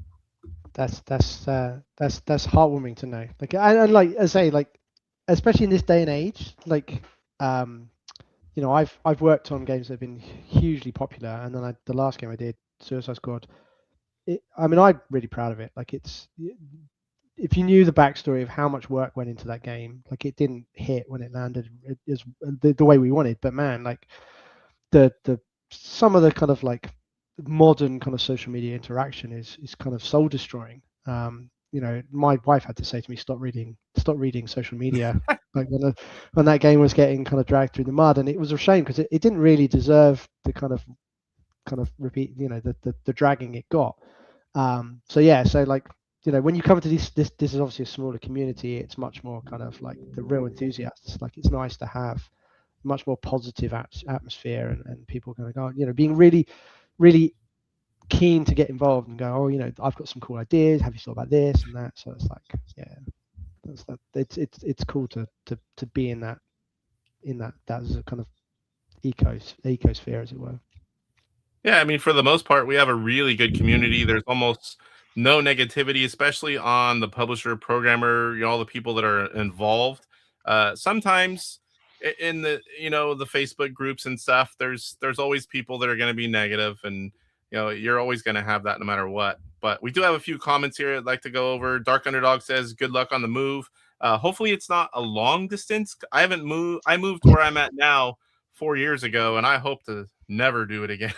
It is, I want to say, about 12 minutes up the road, which is probably about a quarter of a mile. So it's like, oh yeah, that's fairly close. Right over there. Yeah, no, I mean, it's only 12 minutes up the road because it's London traffic. But yeah, it's just literally round the corner. It's close to my kids' schools, and it's bigger. So I'm finally going to get a games room office. So that's the cool part. Oh yeah, that is a cool part. This is a converted attic up here. I have a 400 and something square foot game room, which is perfect. I can fit a lot of stuff in here packed right. But the UK, I plan not next year, but in 28, I'm planning to take the family to the UK, see London. I have a few friends over there, and I want to see castles. I want to see London. And I think we're just going to focus on the UK and then come home. That'll be the farthest, biggest trip we've ever done. We've been all over. I've been on cruises. I've been all over the United States, but I thought it'd be kind of fun to go to the UK. And yeah, I'm excited to go see all there is to see over there. Yeah, no, I mean, like, you know, obviously I was born here, but like, I love London. I love the UK. I think we get, you know, like, again, this is like the modern social media kind of negativity. Like a lot of things, like, there's a lot of kind of nonsense written about, you know, London and the UK and stuff, and it's just absolute drivel. Like, it's just, none of it's true at all. Like, the place is super cool. Most people are friendly. Like most places, I think, like, you know, stuff that gets written about the States and stuff is also kind of, a lot of it's not true. And yeah, I think you know, you guys have a great time here, I'm sure, and then we've got lots of cool stuff to see and things to do. Yeah. So. And it's all new. I mean, I've seen pictures of a lot of things, but to actually be there. IR Geek says, thank you, Paul, for your efforts in this interview. Very excited. Thanks, Casey, for the deep dive. DMAT Retro Gamer, thanks, Paul and Casey, for the stream. Sean saying there's a few pluses and minuses using AI code, fixing or cleaning up a function component. It's good to clean it up. Haven't had AI do great code, just little bits and pieces. I should provide, I haven't used any AI for any code. The only AI I've used is for data manipulation because it just saves time, essentially. It's a time saver. But in terms of code, I did, just as an experiment, I threw one of my assembly functions at Claude and asked it to optimize it more than I had done. And it came back. I said, I've optimized your code. This is how much better it is. And then I went, I don't think that's better. Are you sure about that? And he went, no, you're right. That's not actually any better. Sorry.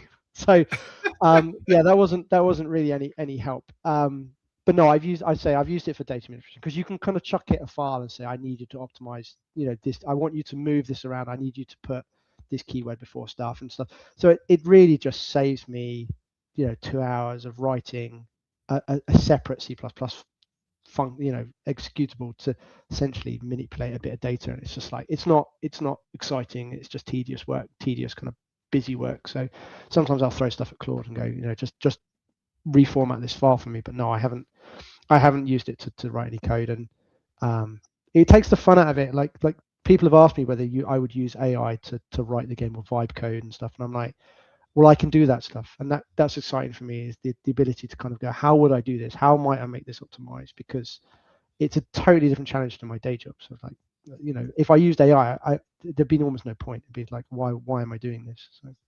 Yeah, I totally understand that. If I could have AI do everything for me and I just talk, it's like, I enjoy doing all the things. I enjoy doing it manually. I enjoy engaging with things. Like if I have AI automatically answer and throw it, that's totally different, but I just wouldn't do it. I'm here for the experience. I want to do it myself.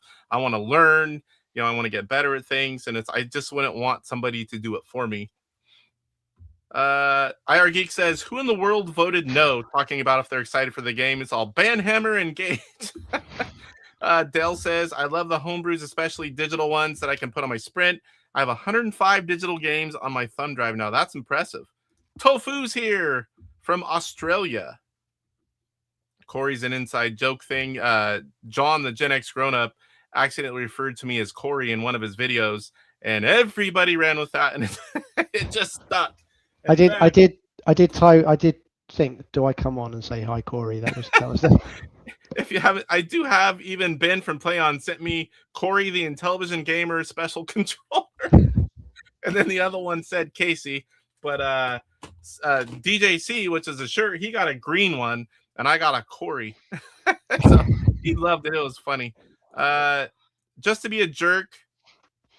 What? Oh, just to be a jerk, or the monsters scared them too much as a kid. They can never. Oh, the people that said no, if the monsters scared them too much, but like I said, no matter what you do, you're never gonna please everyone. It's impossible. That's the first thing you need to learn before anything in the public or the forums or Facebook or AtariAge. I can only assume that 9% were huge Treasure of Timing fans, and that they just would prefer a 1.5 of that instead. That could be, but I think the bulk of people, this is the right one, I believe. I use AI to help with how to solve a coding problem, says Tofu.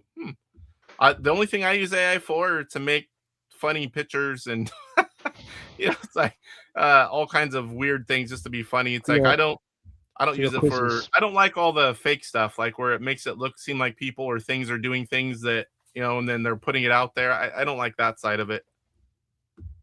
Shut up, Casey. We hate everything and everyone. Okay, our big fall. I haven't moved in 32 years. Best thing about moving, you find things you forgot, and purging. Yeah, that's true. But I don't think I'd want to again. The house is 2,500 square feet. The shop is 1,500 square feet, and the shop is full. And then I have a sea container that's full of stuff. It's like the more space you have, I learned, just lets you buy more stuff. And I would not want to move it all again. Well, how big did you say your house was in square feet? I'm just going to see. Hold on, 2550 square meters in square. I'm just going to see how it compares. So yeah, so my new place will be 2,045 square foot. But that's London, so like it's big for London. But like if I was to pay the same amount out in the sticks, it would be like 5 times bigger. Like it's London prices. I don't know about where you live, but London prices are just it's crazy. I live out in the country in the Central Valley, so all around me, like if you go to the big cities, things are way more. But I mean, it's still expensive here. Don't get me wrong. But where I live, it's way out in the country, and I mean, not like in the mountains or but I'm like 15 minutes in any direction from town, and I live on a 75-acre almond orchard. For years, my grandparents did dairy, so I was the first one to grow up not on a dairy, and so now I took my grandparents' old house and it was about 1,000 square feet. I completely gutted it, and then contractors came in and made it a modern smart home, and then added this. And then this last year, for about 6 months, they added a bunch more. There's a whole new section, and now it's decent. It's more than we need, but it's really nice to have. And the shop I did first, and it's like I don't even have a car in there. It's like a 7.5, 8-car garage size, and it's 16 feet high, and it's just full of stuff, and not one vehicle. So the more room I have, the more stuff I buy. I found that out. So yeah. I mean, I'd love that kind of stuff. Like I have a at my parents' house, I have a 6-foot, 6.5 foot arcade machine from the 90s. Like we had a brand nice. over in UK called Electrocoin. So I have which is a kind of a generic cab that you swap games in and out of. So I've got a 2 6-button layout Street Fighter kind of cab, essentially with PC inside running main. And I've just got nowhere to put it here, but I'm hoping I'm going to take it to a new house. But if I had that kind of space that you're talking about, I'd be like, okay, right, pinball machines, like film room and stuff. Like I totally would find uses for that, but you just can't afford it here in London. It's just crazy. Maybe when I retire. Yeah, there's always a time. It's like I came out with all the space, and I had a lot of extra space, and we go camping. We have all the camping gear. My grandparents' furniture and things are in one area. I use some of it, and I just buy things. Doesn't fit in the house, put it out there. It's like, and it just keep going, and it's like a lot of it you end up not even using it. Like whenever Sean was talking about when you move, you find stuff. I can't tell you how many things we've been going through and be like, oh my gosh, I forgot we even had this. Or it's like stuff for the kids to do outside, and it's like, I don't know where it is. And I'm pretty organized. I have things in crates and stacked numerically with numbers. And then on my phone, I have a database of what's in each crate. But when you get in and out of them so many times in 4 years, sometimes they're not accurate if they're not updated. I'm not the only one going out there. But yeah, it's endless stuff. I'm currently working on this game room so I can show it off again. But it takes, when you have so much stuff crammed in a space, it just takes forever. So yes, Tofu, there was a lot of talk about that, but you're gonna have to rewatch it to find out. Dark Underdog, when I was in London, I took the underground tube, and it was super claustrophobic. What's the underground tube? That is essentially our underground. So it's called the Tube. Having been on like New York's kind of underground, I'd say it's a little bit smaller in terms of like the tunnels are smaller, like where the platforms are. Is it like like the train thing you take, or just where you walk and go see things? Underground metro. So we have Okay. obviously normal trains, but yeah, in London specifically, we have what's called the Tube, or the underground, which is a number of lines that crisscross across the city that you can just hop on and hop off. And it's the trains are kind of, I think say in New York, when I took a train there, they're much more square. The underground, our underground trains are more like a kind of like arched at the top. So if you're busy during peak times, then you're packed in. If you're up against a door, you're kind of like all hunched over. But they do go at the extremes. They do go and they become overground trains. But it's called the Tube. It's where it's I really live. cool. I'm like an hour and a half from San Francisco. We don't have any of that kind of stuff. It's just like regular old town.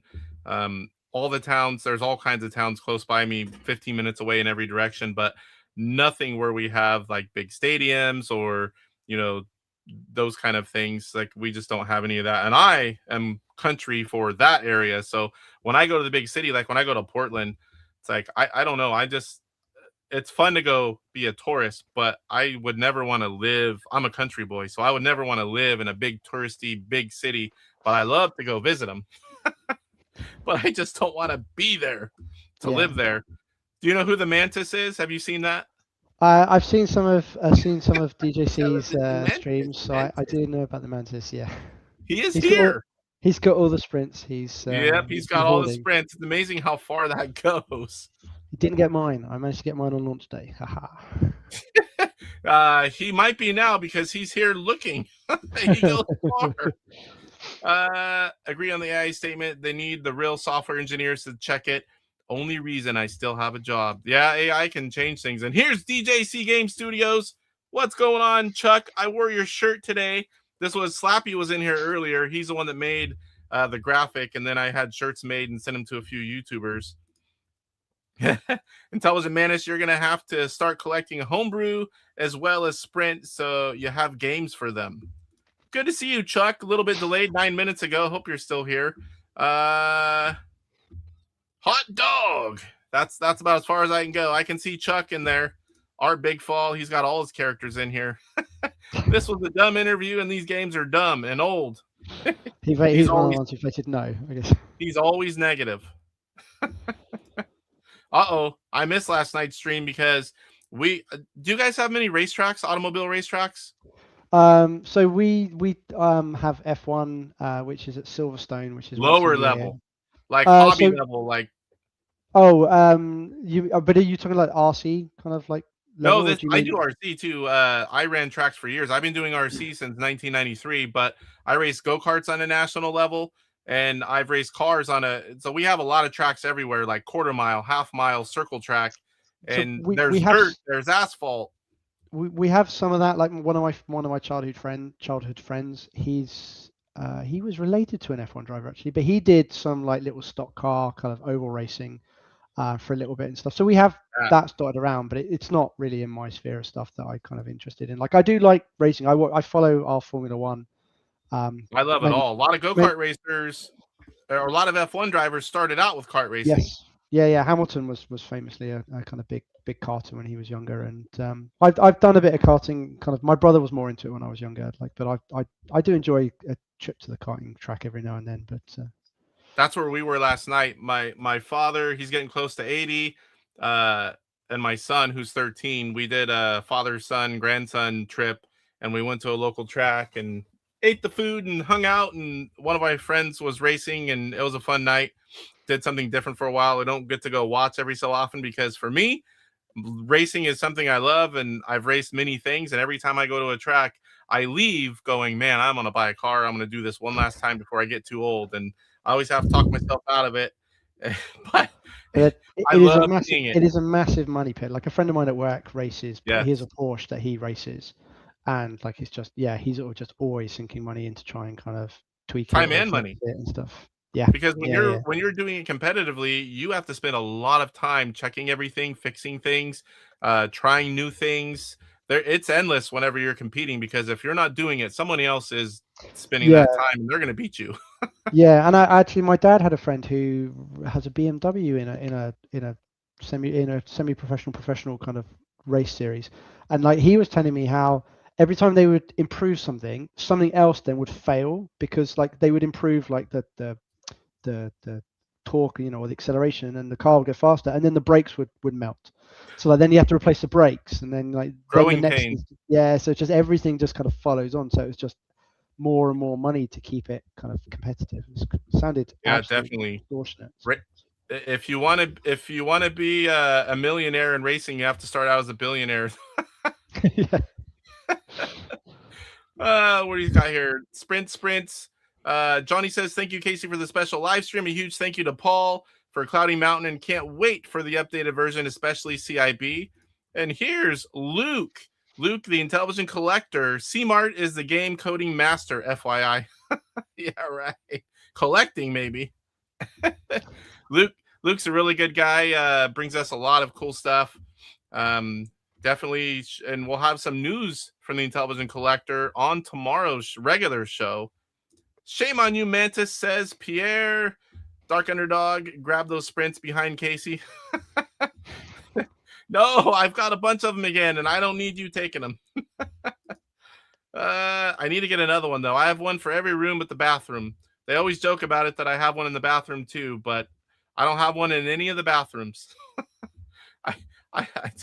I don't need one everywhere. I got one for the motorhome, got one for the shop, but no bathrooms.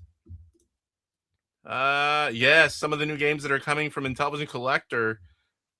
Always something in the works, guys. California is one of the most expensive states, and I live in New York. That's pretty expensive there as well, but it depends on where in California, because we kind of have everything. We have from your, cheaper stuff all the way to you have to be rich and famous to live there. But our gas, holy cow, diesel is like 7 something a gallon. I'm paying 5 something a gallon, and a lot of the other states here are paying like $2.50 to $3. It's like California has a lot of taxes, that's for sure. Consider Intellivision Collector to publish your new game once it gets finished, says Luke. It's definitely one of the best, one of the top. Sean says, I can top that. We used to have an 850 square foot house. Me and the wife added on and put a full upstairs on. Now it's about 2,400 square foot. No contractors. That's because he can do it all. He does all that work. Yeah. I'm good at demo guy, and I can do I don't do everything on a car. Like I'm not pulling an engine. I've done a clutch. I can do brakes. I can do some of the computer stuff, but it's like I don't do everything. And same, I can do little handy stuff around the house, but I'm not going to build one. I'm going to work a lot to pay someone else to do it. Shame on you, Mentis. Bless you, says Intilab. It'll be a good investment, Luke. Paul is programming wizard and a pro video game player. Yes, he annihilated everyone on Astro Smash, nearly doubling what was first place.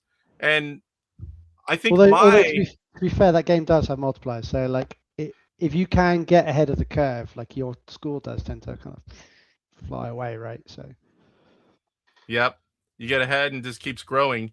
Mine was 36,000. I was late one night and I'm like, before the first week, and I'm like, I'm just gonna play it and see kind of where I get so I can gauge it. You're the only one that's beat my score so far, but you annihilated it.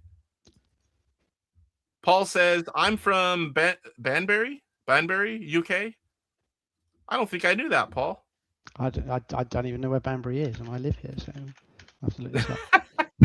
Oh, there's a lot of places I couldn't even begin to tell you everything here. DJC, we have an underwater tunnel called the Windsor Tunnel from Detroit to Canada. That is a tunnel road for cars that is built under the Detroit River. Kind of scary. Yeah, I don't like those kind of things where they're under a river. Everyone, hey, Bart, what's going on, Bart? So this is where I will be in about an hour and a half. At 4 o'clock my time, 7 Eastern, Off Grid and Poe will have their show on. Mr. Bassman, Blob, or as DJC says, the invulnerable Blob. DJC will not play Blob. we poke him about it all the time, and he just will not. Everyone's saying hello to everyone. Trying to get through. I'm a little behind on chat here. Make sure I don't skip saying hello to someone. That's why I love you YouTubers. It doesn't cost a lot of money, and I love playing the retro homebrews for my sprint. Yes. I paid $3.97 for gas here in Detroit yesterday. Whoo, that'd be like almost free for me. And my car, yeah, I don't get very good gas mileage in that gas guzzling hot rod. It's pretty bad unless I'm on the freeway. So I have to put premium in it, which costs even more. And it every week, at least, depending on how much I drive, it's like fill up the tank again. DK Astro Smasher says, I would love to get a copy of the Blob game. So I think there's still a version of it free on AtariAge. If you search AtariAge, Intellivision, Blob, or Tiny Contest, I believe it's all still there. Dell says, Buffalo, New York, it's $4.39. Again, that's cheap. Message me on AtariAge. I'll give you, I can't even see it, what it says. I'll give you a link. So, all right. Is there anything else that you would like to chat about or bring up before we call it a day? No. I just thank you for having me on. It's been a blast, and it's been my pleasure. Not just you, but everybody in the community who's helping out and writing games. Like it's super cool that people do this in their spare time, and to say we don't do it for the money. So it's great that yeah. We're all there. It's for the love of the retro gaming, and love for some of us are just Intellivision. It's our favorite. Retro gaming is the bigger picture, but it's a good community, and it's a smaller community compared to some. But there are so many great people, and we're all doing what we do because we love it. Yeah, exactly. So, he says Banbury is 60 miles northwest of London. Yeah, kind of near Oxfordshire. I kind of looked it up. So yeah, my wife went to about 100 kilometers. Yeah. So, all right, Paul. Well, I thank you so much for giving me some of your evening. I know a lot of people in chat had a good number of people sticking around, and this is not a regular time slot for me. So I think it's only going to grow as people, find out about the stream and what was on it. And I know people are excited about the game, and it definitely was kind of like a deep dive into you, learning a lot about you, learning about the game and your plans. It was very informative, and some of the technological stuff that you could talk about, while I kind of begin to understand bits and pieces, but there are some guys that really will understand what you're talking about. I'm just not one of them. But even the bulk of us that don't understand it, we love hearing people talk about it and things you can do, and how this turns into that game. And it's like, it is fun to hear someone speak about it, but would never be able to do it myself. So I thank you for coming on.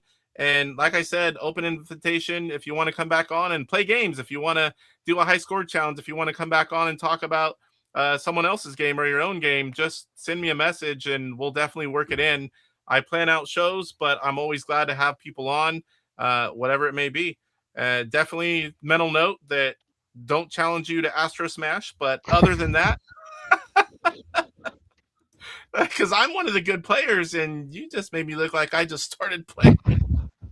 Well, I tried a couple of the score challenges on the Facebook group, and I tried Demon Attack, which I'd never played before, and like some of the scores on those challenges, I'm like, no, I wouldn't be able to kind of touch any of these. But Astro Smash I played as a kid, so I'm like, okay, I figure I've kind of got a decent shot at that. But yeah, no, like there are obviously some very good players in the community as well, given. Yeah, like the bulk of us are here, and you're like up here now, so that's going to be a tough one to beat. Pretty much perfect game, I would say at this point. Cool. So I'll keep you informed. I'll post it, and thank you for coming on. I really appreciate it, and I'm going to go ahead and do it. I'm already 2 hours in. I didn't think it was going to be this long, but there was so much good content that it went that long. So I'm going to do a little bit of gameplay, like I promised, before heading down to see my family, because I was at work this morning. Which for me it's 2:31. So yeah, no, it's half 10 for me now, so I'll be heading upstairs. Yeah, I look forward to having you on again at some point and talk about something else. Cool. All right. Well, you have a good rest of your evening, and we'll chat soon. And we'll definitely be keeping an eye out on Return to Cloudy Mountain. Cool. Thank you for having me. All right. Good night, sir. Good night. All right. How about that, Pod? Return to Cloudy Mountain. That was such a great interview. I hope you guys enjoyed it. I am going to do a little bit of gameplay. First, I want to catch up on some comments. Where was it? DK Astro Smasher, member for 1 month. Thank you. I appreciate that. IR Geek gifted 20 Intellivision Gamer memberships. And then right after that, Sean gifted 10 Intellivision Gamer memberships. I appreciate that. Thank you, guys. I saw a lot of comments in the chat. People were getting them. And letting you guys know they appreciated it. Let me go ahead and catch up on the chat here right now. So what he does is he'll play the game and then builds it based on what it's doing and just keeps going until he gets it right. Has a lot of knowledge on the game and then just kept trying. Let me turn on the fan, guys. It's getting warm here. Sunny California. It's 81 up here, which is way hotter than I like to be. IR Geek. I think it was, yeah, we're here. Thank you, Paul and Casey. I love this live experience and super excited for a new Cloudy. Yeah, me too. I was so excited whenever he agreed to come on. Because sometimes like Paul, it's like I was never chatting with him before. I was just like, hey, do you want to come on and talk about your game? And now I feel like I know him. So it's cool to have people on and to talk about these kind of things and let people get put a face with the name, and also to get a lot of information about an upcoming game that we're all hopefully going to be playing sometime this year. I grew up playing Intellivision. My dad's favorite game was Sea Battle. I love Sea Battle. I'd like to see a 1-player version of that. I mean, obviously it'd still be 2-player, but to have an AI, that's a fun game. But you have to have someone that knows how to play it, or it's not very fun to just annihilate them. Sean says, thank you, Paul, for a new Cloudy Mountain, and Casey for bringing the cloudy news. Yes, sir. Thank you, Paul. Casey, don't feel bad. I've been practicing the 10-minute, and I'm only getting about 20K. It's not easy, but that's level 4 is about the average. Tofu, check AtariAge, Casey. There are 2 cards for Cloudy Mountain. Do you have both? I sent you a video. I'll check it out. And you missed the the mantis saying blob. Oh. Did you guys trick him somehow? All right. I got private chat. Hello world. Oh, that was from earlier. I didn't even see that. All right. So we are going to do a little bit of gameplay. I didn't think we were going to be going this long. I told my wife I won't be near as long as a regular show. And right now we're just about as long as a regular show.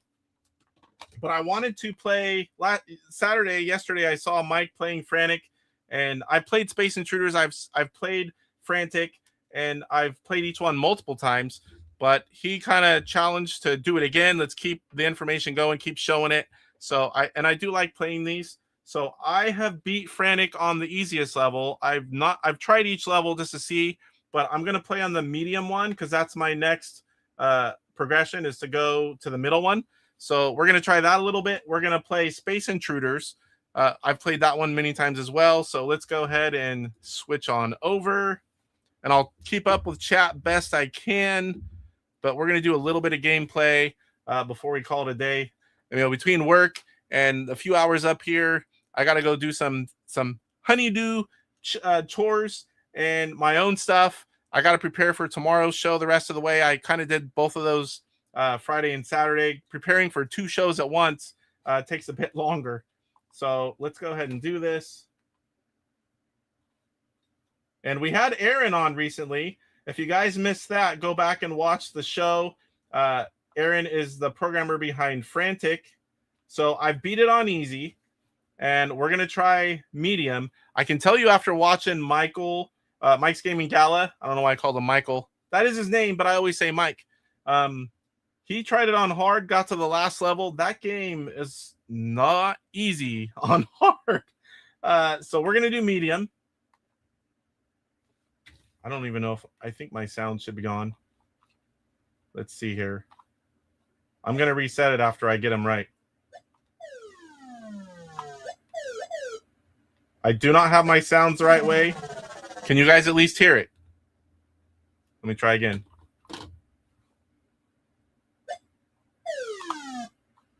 Can you hear the game sounds? INTV Prime, what's going on? Yeah, this is not my normal time. This is a special interview because I had a guy on that lives in the UK, and he's 8 hours ahead of me. So 1 in the morning doesn't work for a start time on my Monday show. But yeah, very, very great interview. And also, a plug, same way, INTV Prime. If you guys don't know about INTV Prime, there's so much information there. You definitely need to search it up and go check it out.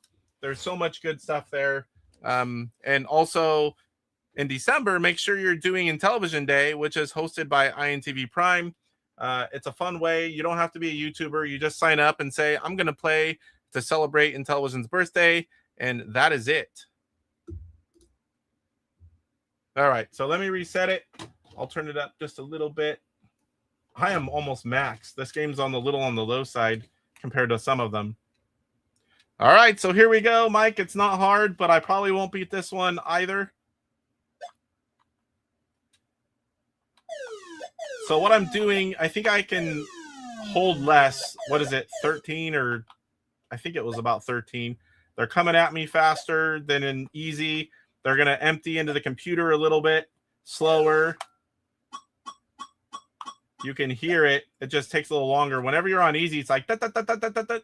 And then on hard, it's like that, that, that. And everyone's coming at you quicker. So you have to pretty much empty them out every time you pass a computer, because by the time you get a few going, and I already had to use one. My gosh. And chatting while you do it. I wonder if I've already got them all. I did. So here is the terminal level complete live stream. Already had to use a fuzz bomb. Mike's going to laugh at me, I know. Upgrades available 1. So I can pick lives or fuzz bombs. I'm going to go ahead and do fuzz bombs for this one. Now you can save those upgrades and you can go in and use them anytime you want. I thought you had to do it at the end of a level, but Aaron let us know you can do it anytime. And you can also, this version doesn't have a pause yet, but if you push clear and get to this screen, this effectively is a pause. Let me make sure I'm not missing anything here. Star Paddler, what's going on? Good to see you. All right. Let's see how far we can get here. And I know Mike's going to... Oh, no. Mike's going to... Oh, no, I did it again. Mike's going to laugh at me if I cannot beat it on intermediate, medium, whatever. Mike is very judgmental, guys. Oh, I need to find a computer. I've already got too many here. I can't pick up any more. Luckily, here is one. Now, there is a multiplier. You get a better score the more you're holding, but it's also, it takes longer to empty them. And in the harder levels and hard, the guys are on you before you can even possibly empty, what is it, 10 that you can carry? Oh, no.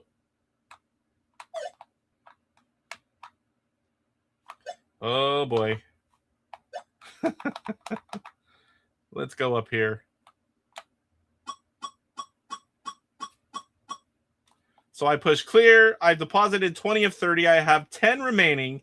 I have 4 enemies on the screen, 5 fuzz bombs, and 0 upgrades in my bank. Thought I saw a comment come on, but I didn't see anything there. So a hard part is they fall slower than we do. So if you think it's clear and you start to fall somewhere, you can catch up and die if you don't have a fuzz bomb. Oh, no. I forgot about this part, and I'm stuck here. We're going to go back. Let them go by. You cannot jump.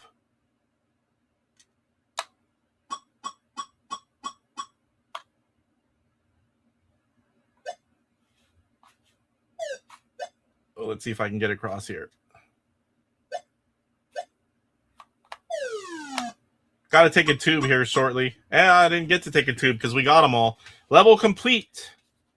I'm going to leave this one because I haven't died yet. I know pretty soon I'm either going to be dying or using fuzz bombs. So level 3. There are 10 levels in the version that everyone has. Them coming out of these tubes is the hard part. Oh, no. Oh, my gosh. They're already... You have to really think about what you're doing and kind of bunch them all together. It's learn the layout. It is not easy. Here they come. It's so easy to get stuck. Like right here. But I can drop off when he starts coming up.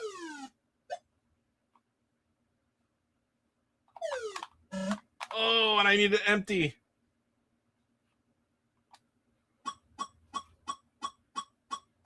I think I had 12 or 13.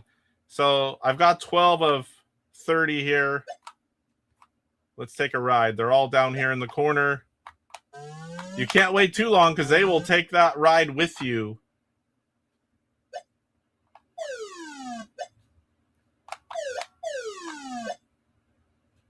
And I'm not used to only being able to hold 12 or 13 or whatever it is. So every time I go by, I want to empty because you don't want to be holding too many. I got to start training for playing on hard. Uh-oh.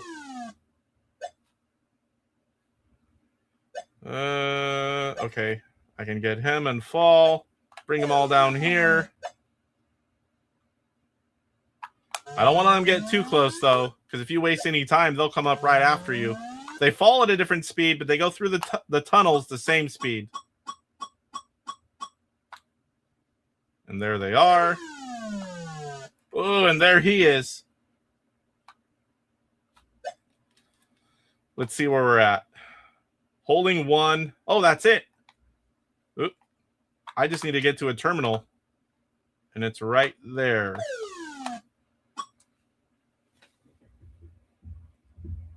What's going on, Tim? I tried it today while holding on to upgrade options. Yeah, and I'm not sure if you heard me, but I thought you had to wait between each levels if you save them. But if you suddenly are out, you can do it. I can't remember if it's from a terminal or just pushing clear, but you can do the upgrades anytime you want. Pierre saying hi to Star Paddler. All right, I'm going to take off Intellivision. Pretty sure you guys know who I am. I only turn that on whenever I have guests on. All right, so we are on level 4. I'm not very confident that I can make it. Oh no, because you do dumb stuff like that. It gets easier and easier to get yourself trapped.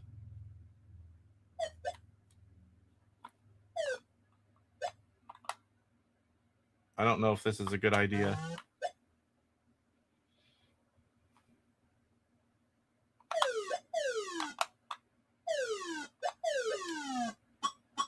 Oh, and here he comes.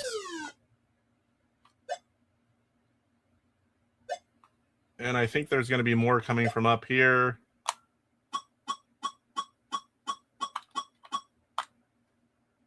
Woo! Oh no! Oh, that was close. I don't think it gets any closer than that. Oh, I'm going to get stuck there. Oh, over here too. Oh no!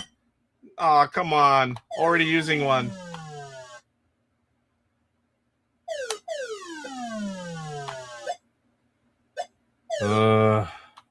I can't even imagine making it past level 10 yet. It's a lot harder playing when you're chatting and talking to people. And here we go again.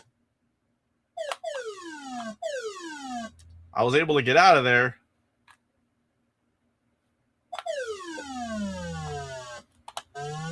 Oh! Surprise, surprise! But yes, definitely this game is a great challenge. Higher difficulty settings. Let me get it. Oh, good.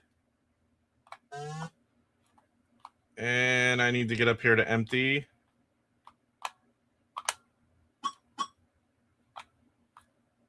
Uh-oh. That's not good. Woo! Don't be stuck here. Oh, I wasn't expecting you.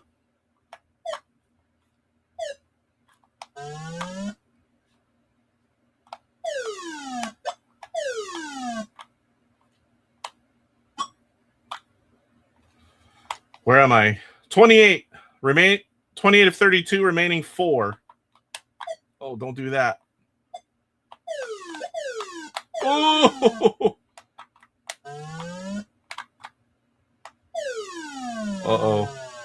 I'm going to have to go around him here. He's going to come down. Get up there. Come on. They fall so slow.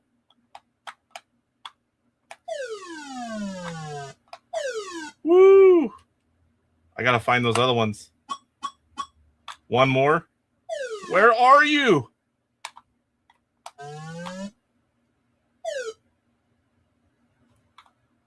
Nope. There it is. Oh. I can't remember. Oh, good. Oh, no. Woo!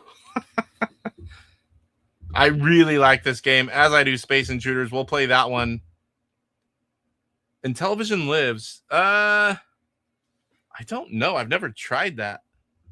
You're talking about the old emulator from the CD? I would be interested to see if that works. You should try it. It's a free download in the AtariAge forum. I know it works on JZI and TV because that's really what the Sprint is. It works on all of the flash cards, LTO, Backbit, PyRTO2. Oh, the Intellivision Sprint. Yeah, that's what I'm playing on right now. Intellivision Sprint.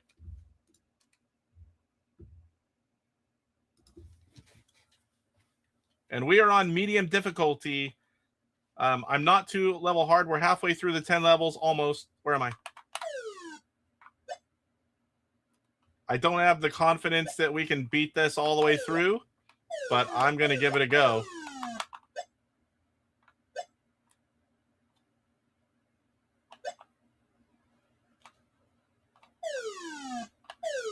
Oh, there he goes, but he's going to fall slower than me. when I'm falling, I might land on one, so I have to keep my thumb on the fuzz bombs. Now I need to... I can't pick up anymore. I need to keep my hand on the fuzz bombs.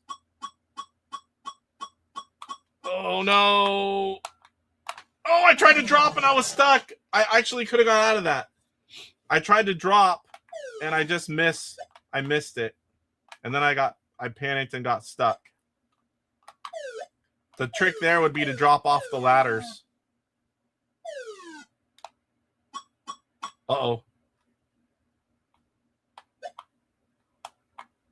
Oh, no, and I got stuck on the ladder. Here we go again.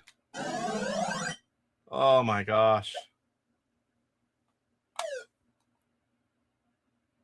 So I can't do upgrades here. It's definitely getting harder.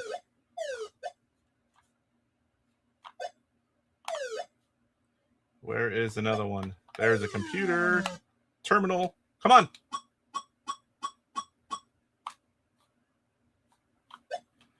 Let him get down here and then get the heck up there. I'm not going to be able to take that.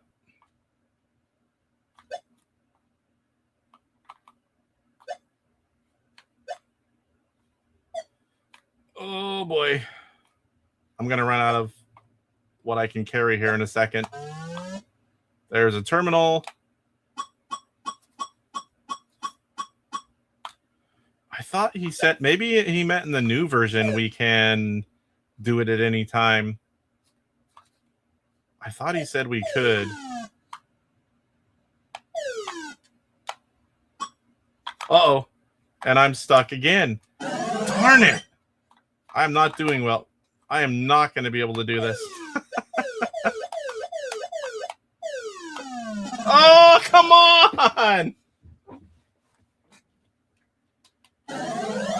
And I wasted a fuzz bomb.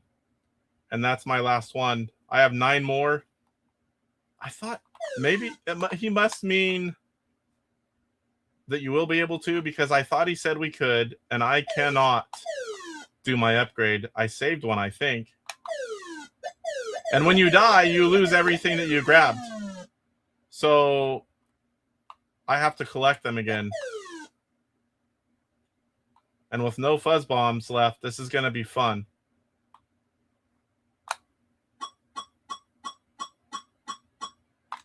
And I'm dead again. Oh, I got lucky. He went a way that he really shouldn't have.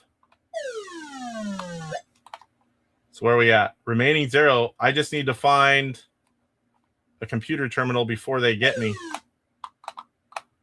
Oh, come on.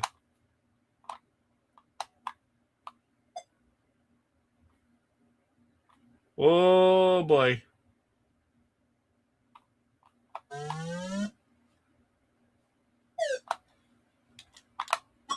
Whew.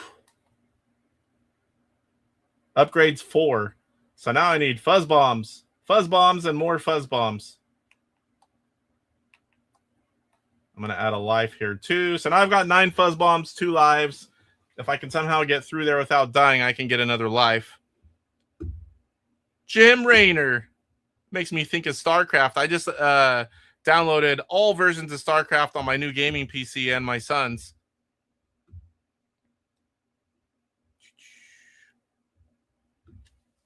You have 3 upgrades. It shows on the screen.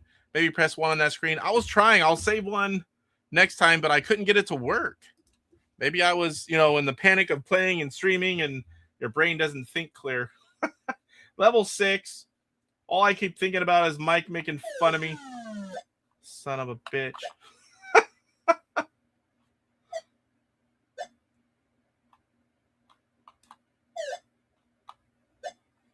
But yeah, this game is a lot more fun. Easy is a cakewalk. This is not easy, but it's not extremely difficult. You just need to play and focus. Uh-oh. Uh-oh. Oh, good.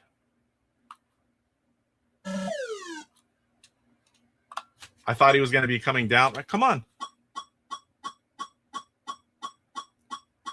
My thumb started pushing the other side button, and it stopped putting him in. Oh, I did it prematurely. I got scared and I pushed the darn button. Wasted a fuzz bomb.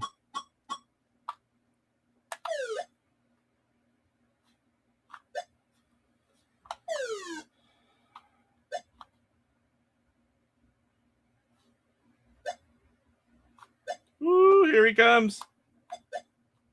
That was kind of a dumb move right there.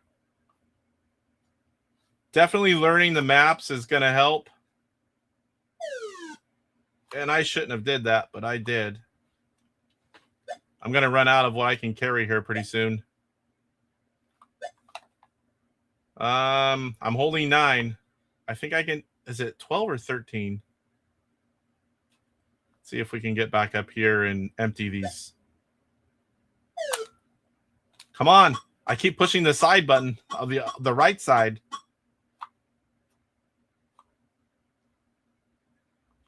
Oh boy. Falling makes me nervous.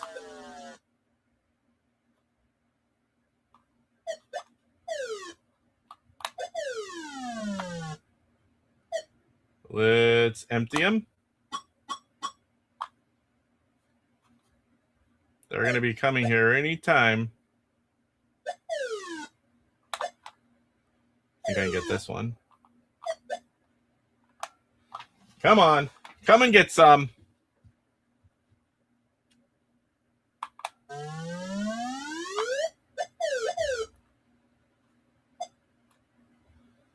Oh, here we go. This is a good place to get trapped. Hopefully we can empty them. Didn't put my finger on the right side this time. So I need 7 more. I've got deposited 38 of 45, holding 0. 5 enemies are on the screen, 8 fuzz bombs. Check chat here. Kentucky Derby was pretty good today, but Intellivision horse racing is better. Funny you should say that, because tomorrow's show is Horse Racing Live and Name That Game, along with some chat in the regular segments. This was a special show. Looking forward to that. Oh, boy. I'm never nervous dropping on the easy level, but this one, definitely. Because you fall faster than them. Let's see if I can empty these. Oh boy, it's going to be close. Woo! Oh, come on. Okay, now get them down here as far as I can. You can't let them get too close because they come right after you, as you're going to see right there. There he is. Can't call 2 more. And where are they? There's one. So now I have 1 more. And here comes that guy. Only 1 more to get.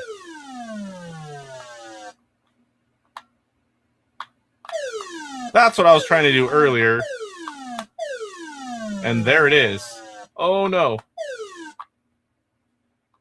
Okay, so let's see if I can beat it over there. Probably not. Oh!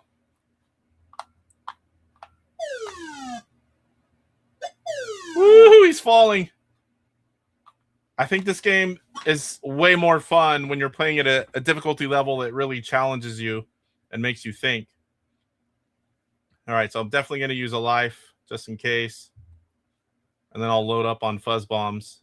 As long as you have enough fuzz bombs, you shouldn't die. Call me in for horse racing tomorrow, Casey. I'll be there. Looking forward to it. Sweet. Be there at the beginning and tell me at the beginning of the show, because no offense, but I might forget. Sometimes people message me. I was like, I'll do my best. But how could you forget DK Astro Smasher? INTV Prime, I wonder if there is a technical reason I am forgetting why the screens with all the text aren't done in color stack mode to allow lowercase and expanded custom characters. I don't know. I am not a technical guy. I mean, I can do some cool technical things, but not like the programming kind. I mentally have you down, but like I said, be there at the start. And once you tell me, I'll have the paper to write it down. I don't even have tomorrow's papers printed out yet. All right, let's see what we can do here.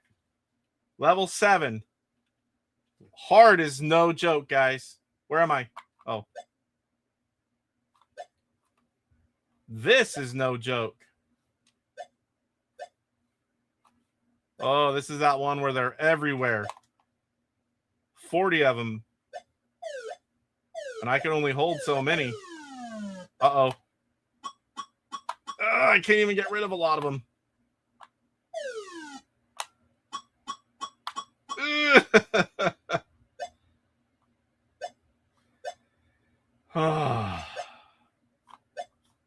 Oh, no. And here they come.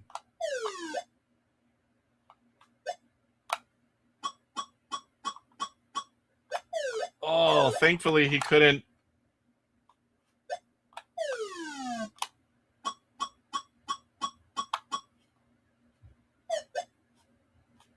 Oh, I'm going to get stuck again, aren't I? Oh, the disc. It hesitated and almost got me. I've got them all running down there. I think I can empty them now. Woo! Oh, he came this way. I was trying to trick him. Thinking like Burger Time, where you get him kind of running in a pattern.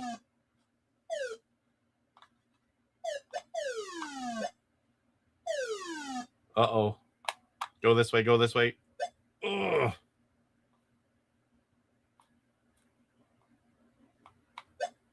Can I get these? Oh, but I'm not going to get that. Oh, I got to go all the way back around.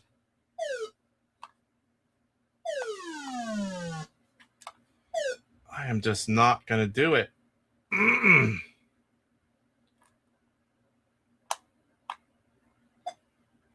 And there he is.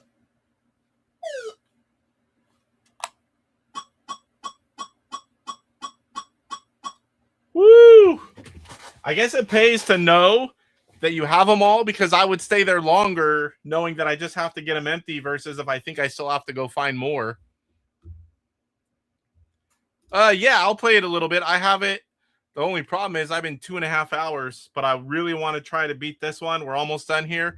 I'll play a little bit. It doesn't take long for me to play Space Intruders because I die so easily. I think like a lot of people. So, but I do have it in the folder, and I'm going to show it off a little bit. Oh, come on. This is tense. All right, so where are we at? I'm going to do more fuzz bombs. Ah. So there I did it. That was the end of the level. So now we're on level 8. Oh, I don't know where they're coming from. Once you kind of get an eye on them, it's a lot better. Oh, don't pop out that way. Oh, there's a computer. Oh, nope, we're not doing that. I need to find the other computer. Oh, this is a good... Oh, what am I doing?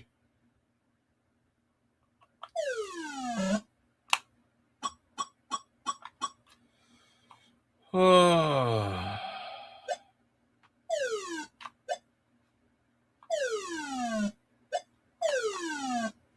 Let's go back down. Oh, computer terminal. Let's empty it. Oh, did I? Oh, my. Oh, that's close.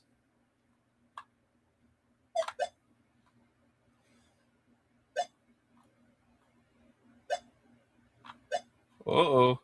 Where's he coming out? Oh, right there. I can beat that. Oh, no. Come on. I got stuck on the ladder. I panicked trying to go up before I could.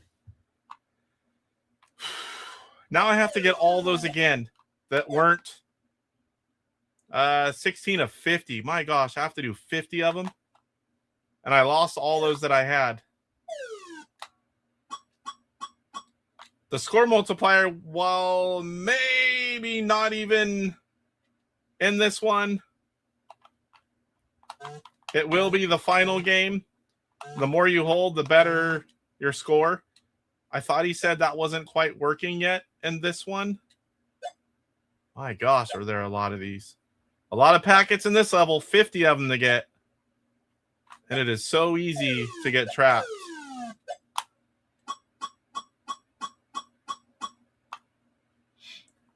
All I keep thinking about is Mike's going to make fun of me if I can't even beat this one.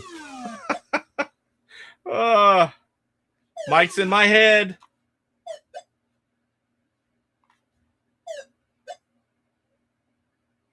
Uh-oh.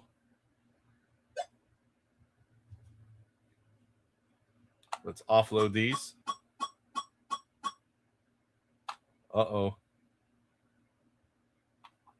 Get away from there.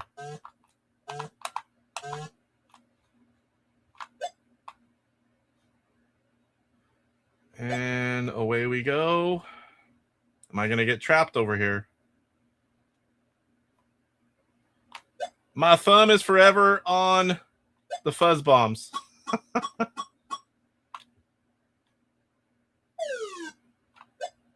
many do I have left? Remaining 9. And I think I can hold that many, so I just need to find them.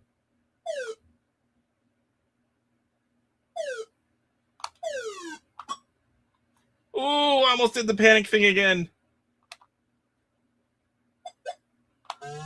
Oh, why'd I do that? I don't think I can get these. Oh, I tried. Oh, come on.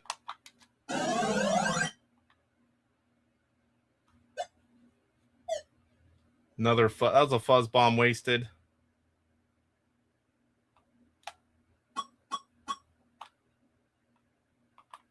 Uh-oh. This is where I need to be right here. And 3 more. And there is all 3 of them. Oh, no. Let's see. Don't come up that. Don't come up that.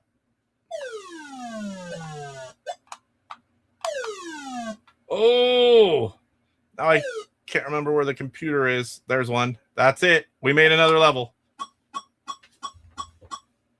Woo. Am I excited to play this on hard once we beat this one? Not today, but... All right. No new chat. Yes, I'm going to play the new Return to Cloudy Mountain a little bit. I showed it during the interview a little bit because he has 2 turbo modes. He has where it runs a lot faster, and then there's where it's really fast. And you push enter on the title screen to enter the different modes. Uh-oh. Uh-oh.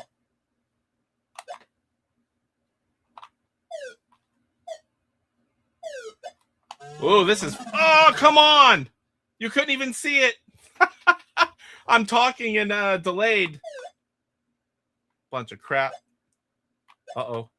And I'm dead again. Damn it!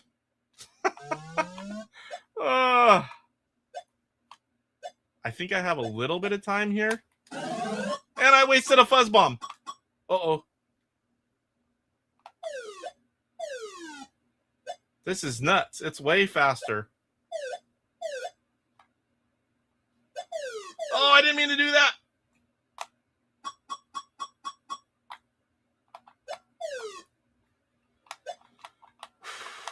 This one is not going to be easy.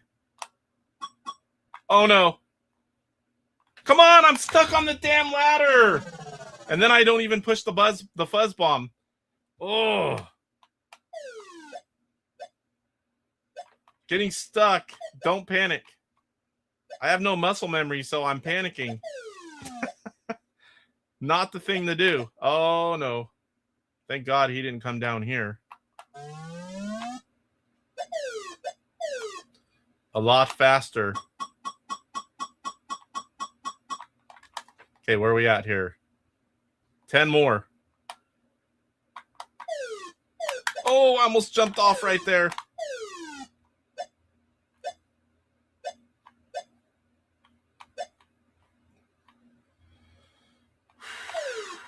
Why are they all up here? Two more. I don't know if I can empty them. Those little suckers are coming fast. Oh, I didn't see it. Come on. Medium. Towards the end, I failed. 32,224. Nobody tell Mike. Press enter at the terminal. You can update mid-level. Okay, yeah, I think I did that one time, but I tried to do it another time and I couldn't do it. But yeah, I was in the terminal. I couldn't. I don't know what the heck I was thinking. Good to see you, Aaron. For anyone that doesn't know, Aaron is the programmer of Frantic. I could not beat it on medium. I'm close. I just played it, and I did stupid things like panicking, getting stuck on a ladder, things that I shouldn't be doing, but with no muscle memory, and then playing on stream. So now we're going to play a few games of Space Intruders, Paisley Boxers, and then we're going to go and play a little bit of Return to Cloudy Mountain. So this is 217. I do not have the... Oh, this one's a little louder. I do not have the one from yesterday yet.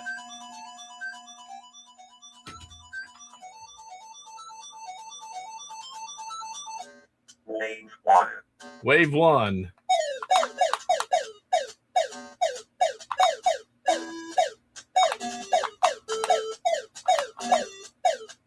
Oh, I missed it.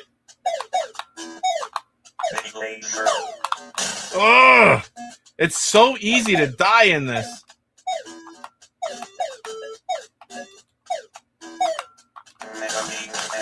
That's the cool one.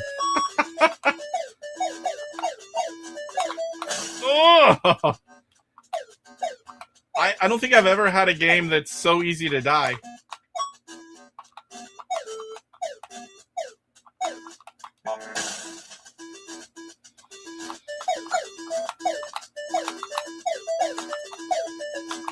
Wave 2. I'm already almost dead, and I'm on wave 2. That's why I said we'll be able to play a few games of this. Oh!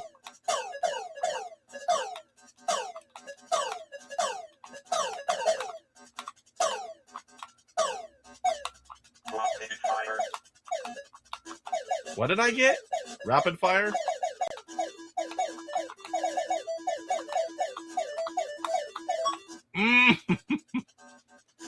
Game over. 3,300. Right now there's 10 levels, so you can beat 10 levels and then you have an end game score.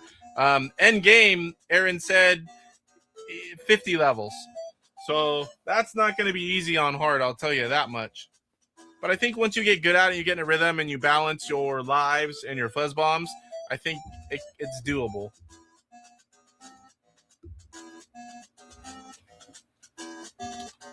All right, let's try again. This game is so cool. There's so many things. I'm not even going to be able to show you all of them because I don't have good gameplay for it yet.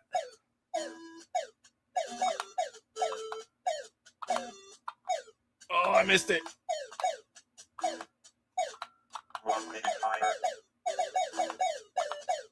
I don't know why it's so hard to avoid them. The fire. Oh, I need to press 0. Extra life and shield. Press 0 to capture a guy. In my head, I keep hearing Paisley Boxer say, press 0 on the chat because Mike wasn't doing it. Uh-oh. Boom! It's hard for me to press 0. I wonder, is there another fire button that works?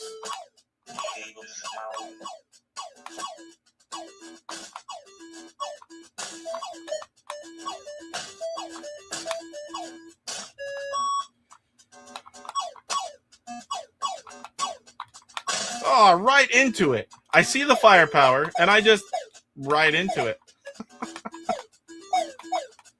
Rapid fire. Wave 3. Whew. Rapid fire.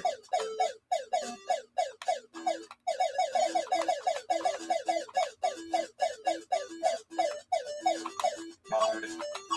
I like this one too, but rapid fire is pretty cool. What? Oh. Incoming 4. Oh, I tried to pause it. You can't pause it. If I can, it's another button.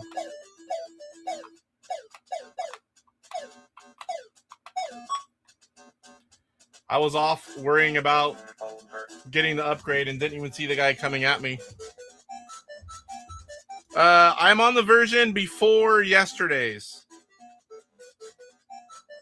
3 or 4 back. I'll check after this one. I thought I had the newest one besides yesterday's, but I guess not. Yeah, Mike will call me soon. He has to watch first. Nobody tag him. He may not see this being it's an abnormal day for me. 59.35, top chain 19. This game is so fun, but again, it's not easy for me. I think the firepower should be a little slower where you could at least somewhat avoid it.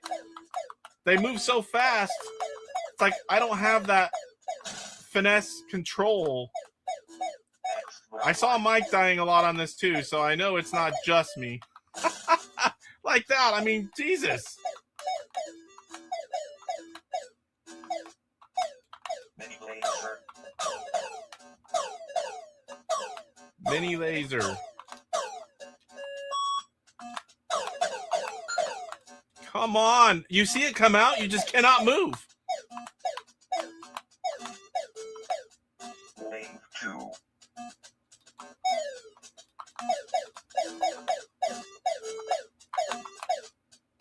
You definitely want him moving into you. Uh-oh.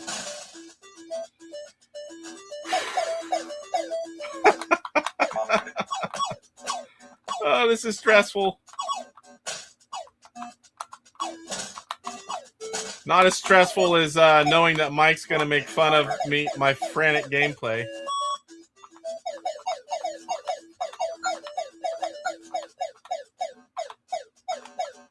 Wave 3. We're getting close to where I'm going to be dead.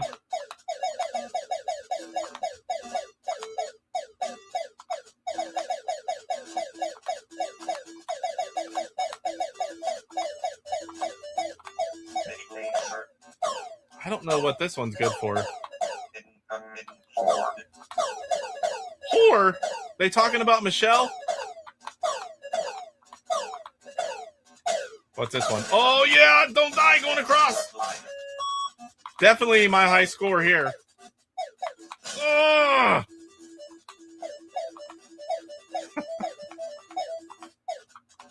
Oh, I want to cuss. Game over. That's definitely my high score, I think. Top chain 34. Man, that game is so good. You can get this one, itch.io, Space Intruders. Do a search. I can give you the link if you ask. It's a free download, as is Frantic on AtariAge. 10-level work in progress demo. Such a fun game. I guarantee you have to be a good player to beat that on hard. I almost did on medium. I can do it. I just need to do it off stream where I'm not thinking about everything at once. So let's show you a little bit more of... Hold on, what's it say? What date does your say? Oh, at the start. 2/17. So yeah, maybe I downloaded it and didn't load it. Oh, you know what I did? So I have a lot of different builds, and I probably have the new one on one of the other builds. I label them all. I have about 15. So Mike, who put out the regular games build, I have his 3 and 4. I have living room, family room, every room has one. And I keep a build for each one to back up on the PC. I bet you I either have it on one of the other builds, or I downloaded it, put it in the folder, and didn't move it over. Wave 1. So the next time I do it, I will get the new version. I'll get the new version right after the stream. The next time I play it, I will have the newest one. So this is Return to Cloudy Mountain. A lot of what you're going to see is 1.0 game, but all redone. He has done this from scratch. If you missed it earlier. Oh, I don't want to play on... I don't know the difficulty settings, but I don't want to play on disc. I'll be dead in no time.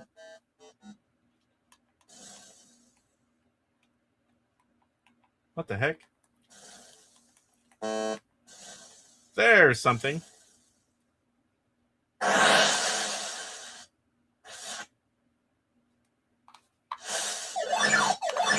So there's the exit.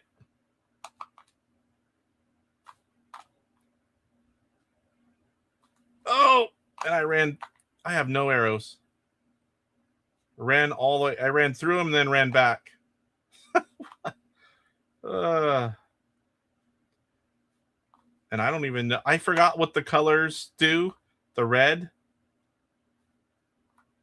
I need arrows. I don't even know if it's better for me to just leave or if there's going to be arrows here. I might die on the first one.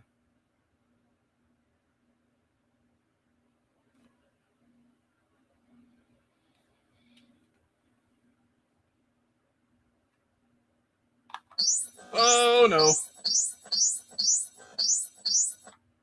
I cannot kill it. I can't go that way.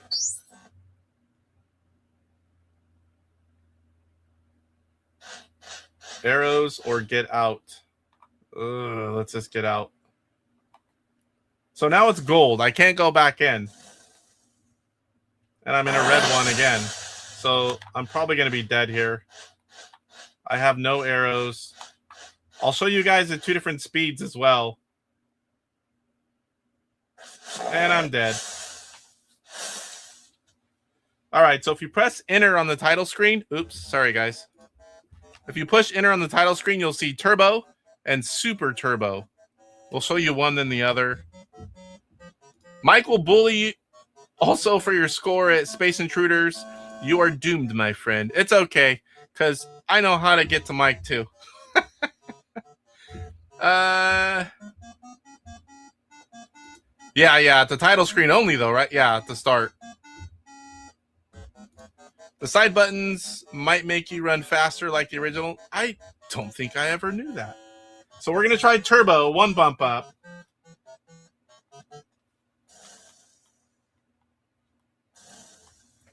Is gray arrows? Oh, yeah. So the side buttons, yeah, that's so weird. I never friggin' knew that. Oh, no.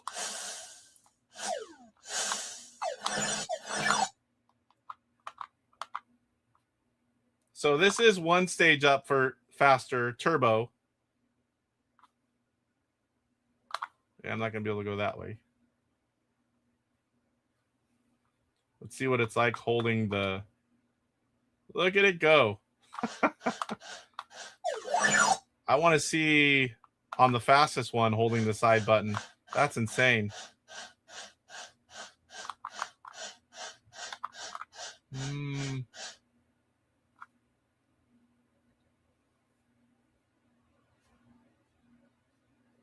Really smooth.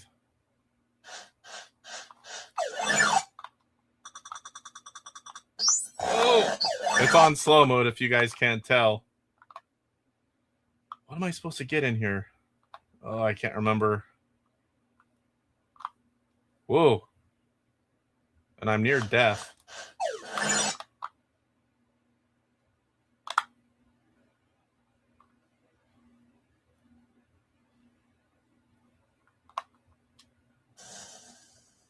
I can't even do anything that way because of the river.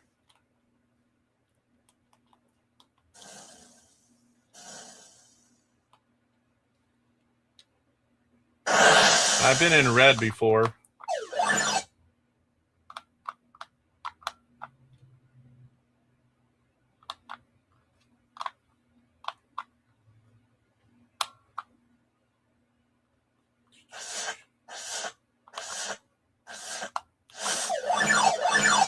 Yeah, that's real slow. Arrows!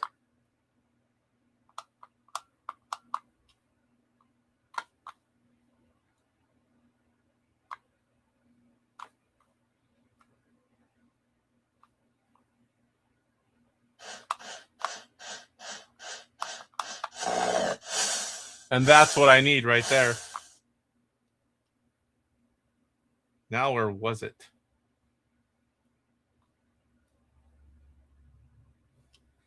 I'm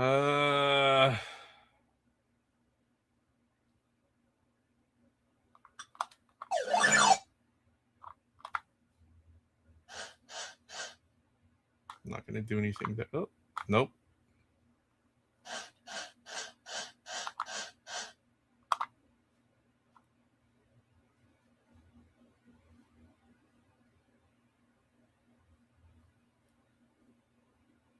Trying to keep track of where I've been is... There it is.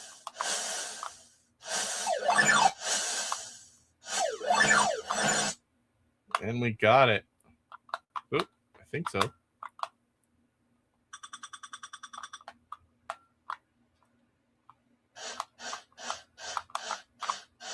Now to find the exit. Because now I can get through the forest.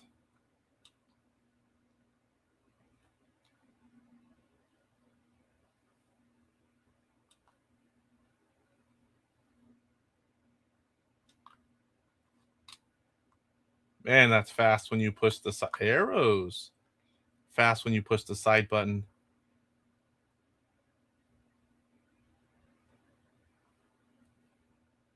I think it's that way. There it is. So now I can get through here. Uh-oh. I don't think I can go anywhere else. Red or blue? I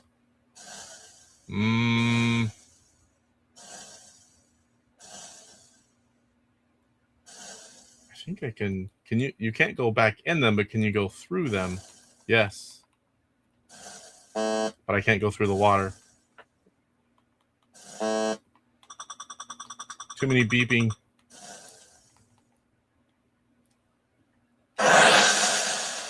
Pause works.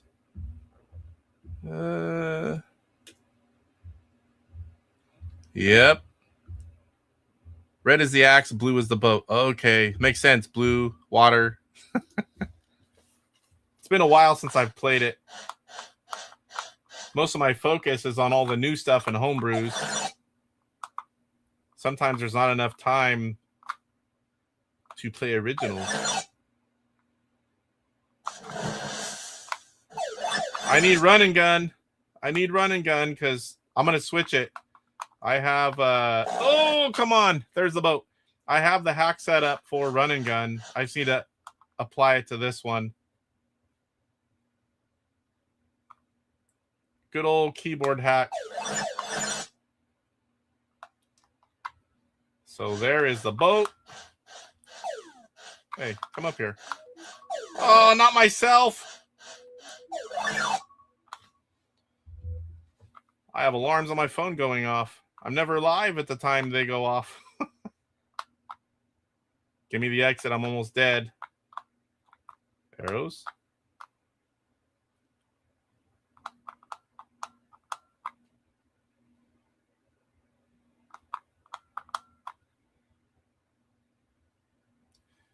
Oh, and there it is. Am I dead all the way? Last man? Yes. Ah. All right. My wife's going to be like, short show my ass. It's been 3 hours. I haven't went 3 hours in a while. We're like 2 minutes shy. Let me switch back. Had a lot of fun, though. Got to do another Astro Smash challenge. 4 new players. And Pod killed it, making it all the way to gray, level 5. First person to do so. Nearly doubled the previous first place player's score. That's Cyrus. Now drop him to the 2 spot. I could be wrong. I don't know if anyone can beat that. That is insane score to reach that in 10 minutes. And then we got to talk and do an interview and learn all about Return to Cloudy Mountain and Paul himself. It was nice to meet him face to face. I know most of you guys enjoyed that as much as I did. And then we got to play a few games, and this was just an extra stream. So tomorrow we have the regular show. We are going to do another. We have 4 new players coming on. TJ, we're going to have on Rich Bacon Ice Cream Productions. Oh boy, Sean, my buddy Sean, INTV Fun, and they're all blending together. I'm forgetting the 4th player. I can't remember the other one. So we're going to do that. We're going to do Horse Racing Live. We're going to do Name That Game, which I have to make tonight. We're going to have an all new one, a little bit of every kind of clue, and it should be a fun one. And it's kind of weird doing 2 shows back to back, but we have some mail call, which we don't do that in this kind of bonus show.